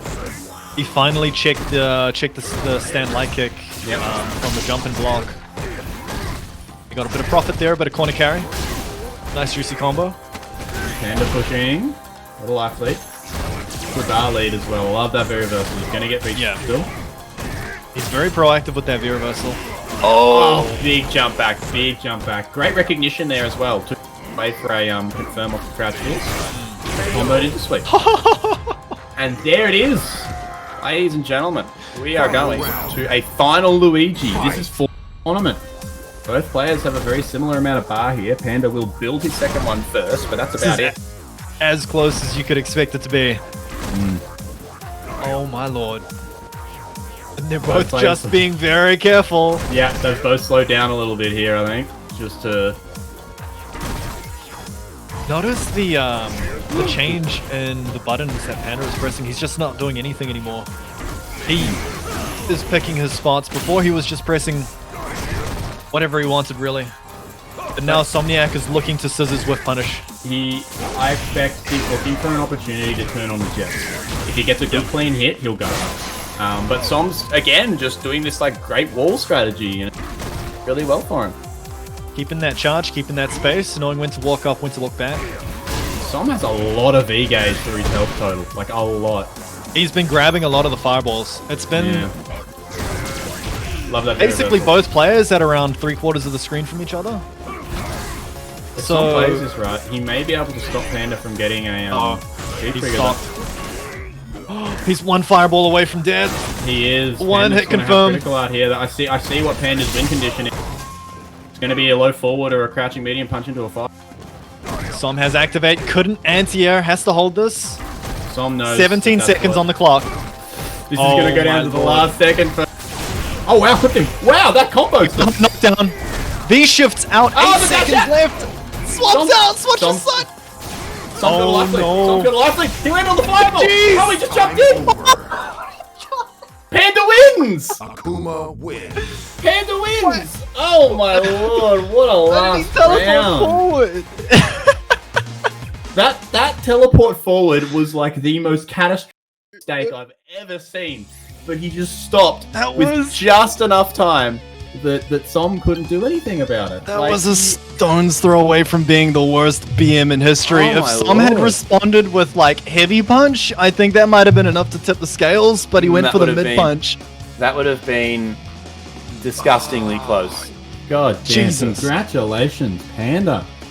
With a gutsy win there. God damn, that was... And Panda's reward for winning is he can now go to bed. Yes, he can now sleep. So congratulations. Panda, you get to sleep. Good showing from Som as well, though. Our champ once again showing why he is considered one of the best of this current generation of Street Fighter V here. Been one of the best since the start, and he's going to be one of the best till the finish. So that was White, the tournament. Those last, I think the top 4 matches were just nuts. They were all very grindy, man. Like Panda very and different bksama tempos. was... yeah. Oh, man. Very, very different tempos, but they also were all very, very grindy at the same time, man. Like there was a lot of back and forth. God damn. Well, these tournaments, UNGA never disappointed. Last season, and they're not going to disappoint this season. So that's going to be just about it for us for tonight, man. But before we do a nice little sponsor read and say goodbye, you have some stuff going on that I feel like you should be telling the people about. I stream stuff. Yeah. Go to Twitch Tinkos. Yeah. Yeah. And, Resident Evil at the moment, but we might tag in some Street Fighter 5 at some stage. If you want to see some Ed play or scrub Cody shenanigans, we'll see. Yeah, go follow that man. Hard-working fellow, deserves all the love. Chat right. Otherwise, you guys know my Twitter, twitter.com/IamTom. I'll write it in the chat here. I buggered it up, but you get the point. The slash in instead of the dot. I'm not good at this whole professional thing, as you can see. But before we pass it off for the night, I would like to thank our sponsors for making events like these possible. Of course, shout out to Genuine Gaming and Climb Bar USA, the dynamic duo of the Oceanic FGC, supplying some god tier players and some god tier peripherals as well. Team WP, Double KO, and CCH as well, both being the community initiatives that got UNGA rolling. These are the groups that support us and make these events a possibility. So please support everybody that we've got along that little bar down the bottom there. They are the reasons that we have these tournaments, and they are the reasons that we're sticking into it. And Churcho to Sanctius and Shinkan for operating behind the yes behind the scenes. Yes, everybody should always thank Shen at the end of every tournament, because he busts his balls to make these things happen. You don't know how man behind the scenes to get things going. And then our streamers Sanctius and Dr. Death as well are all just key cogs in the wheel. So we're very grateful to have all of them. But I reckon that we've done enough chin wagging, my friend. Any last words before we hand it off? That's it. If you're new here, please sign up. If you're in the NZ Oz region, we'd be happy to have more players coming in. We had 37, and there are more UNGA tournaments to come. We'd love to see newcomers. If you have any questions, jump into the Discords. There are several. We've got like Standing Fierce, we've got WP. If you are interested in getting into Street Fighter, we can get you up there from the bottom. Trust us. Yeah. A lot of it, like Bizzy nearly made top 8, and Bizzy was in fledglings at WP. So like that path of progress, Goldie, constant top 8 player. So I remember commentating TB. I watched TB in fledglings.